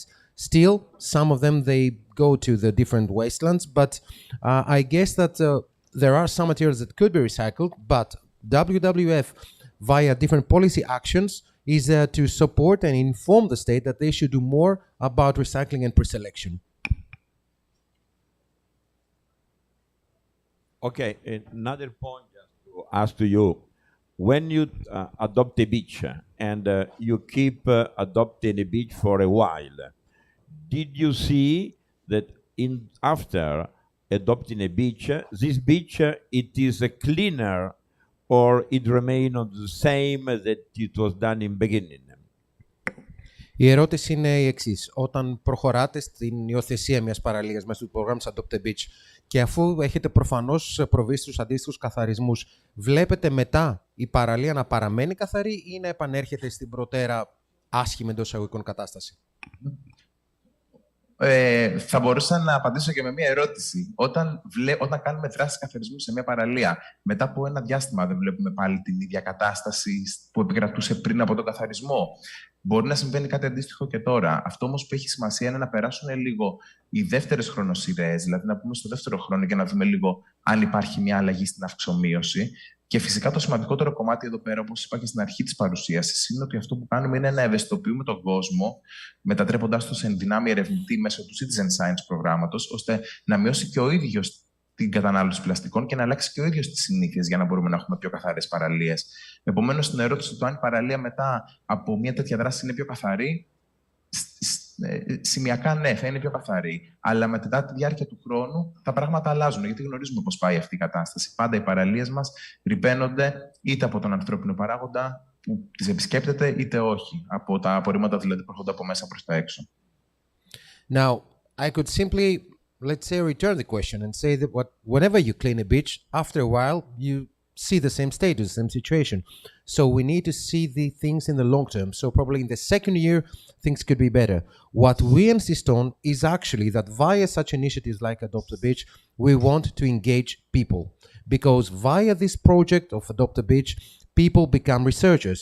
So we can say that the beach, yes, will be once again polluted either by the human factor or by the different pollutants that come from the sea itself. So it takes a lot of time to change things. Thanks. About the training, what is your plan to training before to adopt a beach? You will send, again, some of your resources in the island where it is a beach that will be adopted. How long it is this training that could be done in order to have an adoption to beach? Το ζήτημα που θέλω να θέσω το επόμενο σε ερώτημα είναι τι γίνεται το θέμα της κατάρτισης, πώς εκπαιδεύεται δηλαδή τους ανθρώπους και με τι πόρους γίνεται αυτή η εκπαίδευση και η κατάρτισή τους για να μπορέσουν να συμμετάσχουν σε ένα πρόγραμμα όπως το Adopt a Beach, την υιοθέτηση μιας παραλίας. Ωραία. Αυτό είναι κάτι πάρα πολύ εύκολο. Όλες οι εκπαιδεύσεις των ομάδων γίνονται online. Κάποιες φορές μπορούν να γίνουν και διαζώσεις αν το επιτρέπουν και οι συνθήκες, αλλά συνήθως είναι πιο εύκολο να γίνουν online. Έτσι, εκπαιδεύουμε την ομάδα, δίνουμε το απαραίτητο υλικό και τις οδηγίες χρήσης για το πώς δουλεύει το πρόγραμμα, τα οποία βρίσκονται και αναρτημένα στο site και είναι δωρεάν και διαθέσιμα για όλους. Και με πάρα πολύ λίγους πόρους, δηλαδή η ομάδα αυτό που θα χρειαστεί θα είναι απλά γάντια και κάποια σακιά για να συλλέξει τα απορρίμματα, μπορούν απευθείας και να ξεκινήσουν και να συμμετέχουν. Όλη η συμμετοχή προφανώς στο πρόγραμμα είναι δωρεάν, η εγγραφή στην πλατφόρμα προφανώς είναι δωρεάν. Το πρόγραμμα είναι self-sustained, επομένως είναι πάρα πολύ εύκολο οι ομάδες να κάνουν hopping στο πρόγραμμα και να το τρέξουν αυτόνομα. So, just as an answer, allow me to say the following. Training is very easy because in most of the cases it happens online. Sometimes we can even have an in-situ training, but all the material, all the guidelines, it is provided online, free of charge. So the only thing that the participants, the volunteers need is a pair of gloves in order to be able to collect the actual waste. So it is a self-sufficient program, that's all. As simple as that. One question. If we ask you to come not when it is windy day as today, but in a very nice day in Elafonisos, in order to meet our association together with the municipality. We are a very young association. WWF he has a fantastic pedigree, and your voice, it is a very strong and valuable and trustable. It is too much to ask you if you take a decision to have you come in, again, minimum one day. If you could stay longer, we are very happy, in order to help us to put in place this very good suggestion to adopt a beach. Το ερώτημά μου είναι εξής και είναι αρκετά απλό. Νομίζω δεν ξέρω αν θα ήταν εφικτό κάποια στιγμή, όχι φυσικά με τόσο κακό καιρό όπως έχουμε σήμερα, αλλά με πολύ καλύτερο καιρό να έρθεις, να επισκεφθείς το νησί, να συζητήσουμε για τις υπέροχες δράσεις της WWF. Έχετε δημιουργήσει ένα εξαιρετικό αποτύπωμα στο χώρο, οπότε θα ήταν εξαιρετικό για μας να έρθετε να μας βοηθήσετε να οργανωθούμε, να μείνεις τουλάχιστον, δεν ξέρω, 1 και παραπάνω ημέρες για να μπορέσουμε κι εμείς ως νέος οργανισμός να καταφέρει πράγματα. Θα ήταν μεγάλη μου χαρά και φυσικά θα το προσπαθήσουμε και θα προσπαθήσουμε να πραγματοποιηθεί. Εννοείται. We shall try to do this. It would be a great pleasure to meet with you and the local authorities. Ευχαριστώ πολύ. Second point, I'm sorry if you continue to ask a question, but I heard also WWF as a boat that is going around Greece, around the sea. Can I know a bit more what is the activity that is doing with this your WWF boat? Εξ όσων γνωρίζω, το WWF διαθέτει και ένα σκάφος. Ίσως θα μπορούσαμε να μάθουμε περισσότερα και για αυτές τις δράσεις που κάνετε με την αρρωγή και τη βοήθεια του σκάφους που διαθέτετε. Αυτή τη στιγμή δεν μπορώ να σας απαντήσω πάρα πολλά πράγματα, γιατί δεν γνωρίζω ποιες θα είναι οι δράσεις του σκάφους αυτό το καλοκαίρι, αλλά τα προηγούμενα χρόνια ασχοληθήκαμε πάρα πολύ με το κομμάτι καθαρισμών βυθών από δίχτυα αλίας και με δράσεις κατά των εξορίξεων πετρελαίου στα Ιόνια νησιά. Φέτος δεν γνωρίζω ποιες θα είναι οι δράσεις του πλοίου, γιατί το πλοίο έρχεται από τη Γαλλία και σχεδιάζονται από την ομάδα επικοινωνίας η δράση. Επομένως, εγώ δεν είμαι υπεύθυνος γι' αυτό να σας απαντήσω, αλλά όταν θα έχω νέα μπορώ να σας τα στείλω φυσικά. Now, I'm not the most adequate person to respond to that because actually I do not really know what are the actions for this year of the WWF ship. Now, in the previous years, we've done some initiatives of cleaning up the sea from the nets, the sea bottom from the nets. We try to see what are the initiatives against the drill oils in the Ionian Sea. The boat comes from France, so I don't know what's going to happen and what are the initiatives. This is part of the communication team of WWF, which knows what they're going to do. I'm sorry if I continue. It's a good idea to adapt the beach. Did you have a program also to adapt the turtle caretta caretta, they go also on the beach? Aside the Adopt a Beach program, do you, εκτός από το πρόγραμμα υιοθέτηση μια παραλία, μήπως έχετε και κάποιες προβλέψεις για την υιοθέτηση της χελώνας καρέτα-καρέτα? Είναι κάτι με το οποίο ασχολούμαστε πάρα πολλά χρόνια, κυρίως στο Ιόνιο και στη Ζάκυνθο. Οι χελώνες τις αγαπάμε πάρα πολύ και εννοείται μπορούμε να κάνουμε κάτι και γι' αυτό, για τη καρέτα. Yes, of course, we are active in Zakynthos and the Ionian Islands for many years, so yes, we could envisage doing some things also about the caretta-caretta sea turtle. Is always part of your group, of your activity, or there is a colleague of you that is more focused on caretta turtle in Zakynthos? You're doing all in Zakynthos, also in other parts of Greece? Υπάρχει κάποιος άλλος συναδελφός σας που ασχολείται συγκεκριμένα με το πρόγραμμα προστασίας της χελώνας καρέτα-καρέτα στη Ζάκυνθο? Επίσης δραστηριοποιείστε και σε άλλες περιοχές, δηλαδή πέραν της νήσου της Ζακύνθου? Υπάρχει υπεύθυνος που ασχολείται με το συγκεκριμένο πρόγραμμα και στην ομάδα του Conservation, μια ολόκληρη ομάδα που ασχολείται με το συγκεκριμένο πρόγραμμα. Προσπαθούμε να ασχολούμαστε όσο δυνατόν περισσότερο. Ναι, κυρίως στη Ζάκυνθο είναι η βάση, γιατί εκεί πέρα βρίσκεται και η μεγαλύτερη παραλία οτοκίας της χελώνας καρέτα. Now, allow me to say that, yes, of course, we have a designated person and a designated team which works in the protection of the caretta-caretta. And, of course, especially we are based in Zakynthos because we have, there is the egg-laying area par excellence of the sea turtle. In Zakynthos, you are alone or you want to get with Archelon in order to have this kind of protection? Στη Ζάκυνθο λειτουργείτε αποκλειστικά ως WWF ή συνεργάζεστε με τον οργανισμό Άρχελον? Στη Ζάκυνθο συνεργαζόμαστε σχεδόν με όλες τις οργανώσεις που υπάρχουν στο νησί και με το φορέα διαχείρισης και με τον Άρχελον έχουμε συνεργαστεί κατά καιρούς. So actually we cooperate with any given organization which is active on the island, not just with Archelon, but with any given active organization in the field of protection of the sea turtle.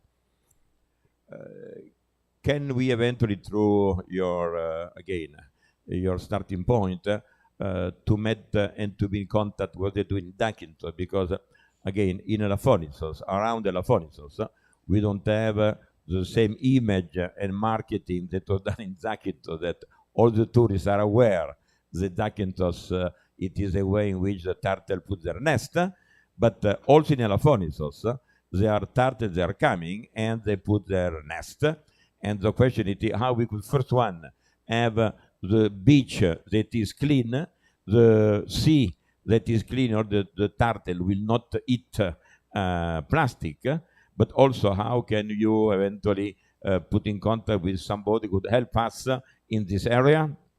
Δεν ξέρω αν θα μπορούσατε να μας βοηθήσετε να έρθουμε σε επαφή με κάποιον από το τμήμα της διαχείρισης και της προστασίας της χελώνας, γιατί ο κόσμος, αρκετός κόσμος γνωρίζει το τι συμβαίνει στη Ζάκυνθο και την προστασία του θαλασσίου αυτού είδους, αλλά επίσης και στην Ελαφώνησο υπάρχουν κατά καιρούς χελώνες που έρχονται για οτοκία, οπότε το ζήτημα που τίθεται είναι ότι πώς θα μπορέσουμε και εμείς να προστατεύσουμε τις χελώνες, να αποφεύγουν να τρώνε πλαστικά και να μπορέσουν να παραμείνουν στο νησί κατά τη συγκεκριμένη αυτή περίοδο, όντας ασφαλείς.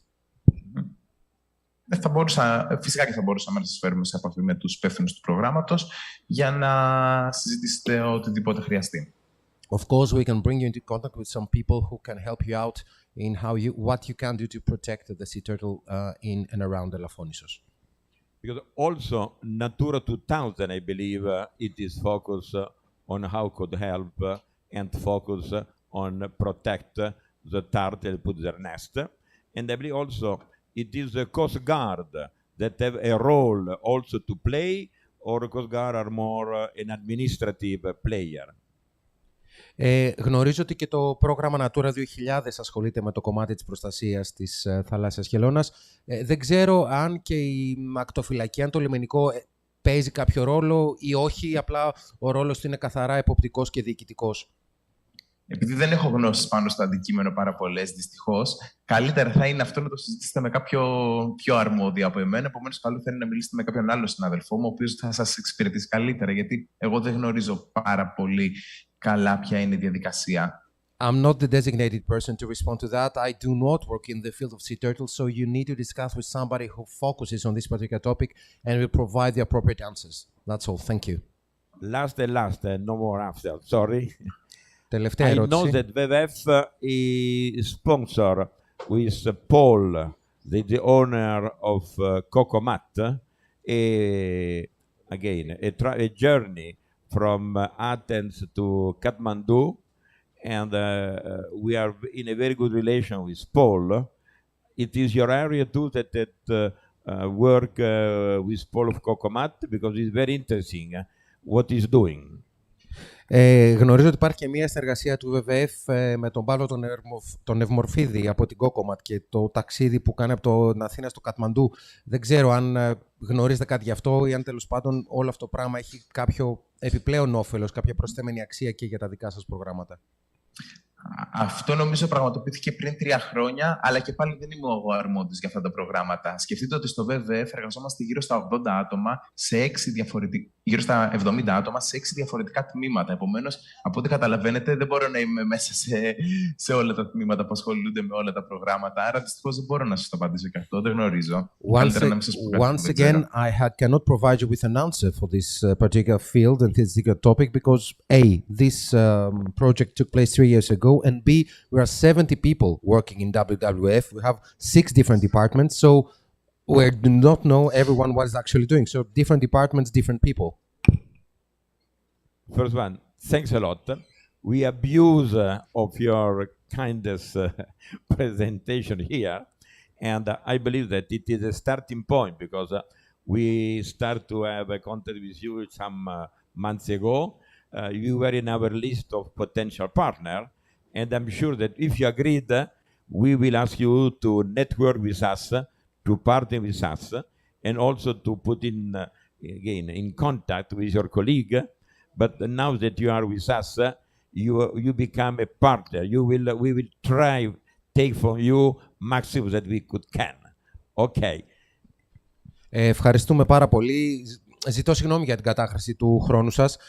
Ήσασταν από την αρχή ένας από τους ανθρώπους που είχαμε στη λίστα των ενδυνάμει εταίρων μας να γίνει μέλος αυτής της προσπάθειας γενικότερης δικτύωσης που κάνουμε εδώ στην Ελαφώνησο και ελπίζω να μπορέσουμε να σας έχουμε μαζί μας ως έναν εταίρο σε αυτή την προσπάθεια προστασίας του νησιού. Σας ευχαριστώ πάρα πολύ και εγώ για την πρόσκληση. Δεν καταχραστήκατε καθόλου το χρόνο μου και θα βρισκόμαστε εννοείται σε επικοινωνία. Να είστε καλά. Thank you very much. You didn't abuse at all my time, and we will continue contact, and I'm more than willing to help you out.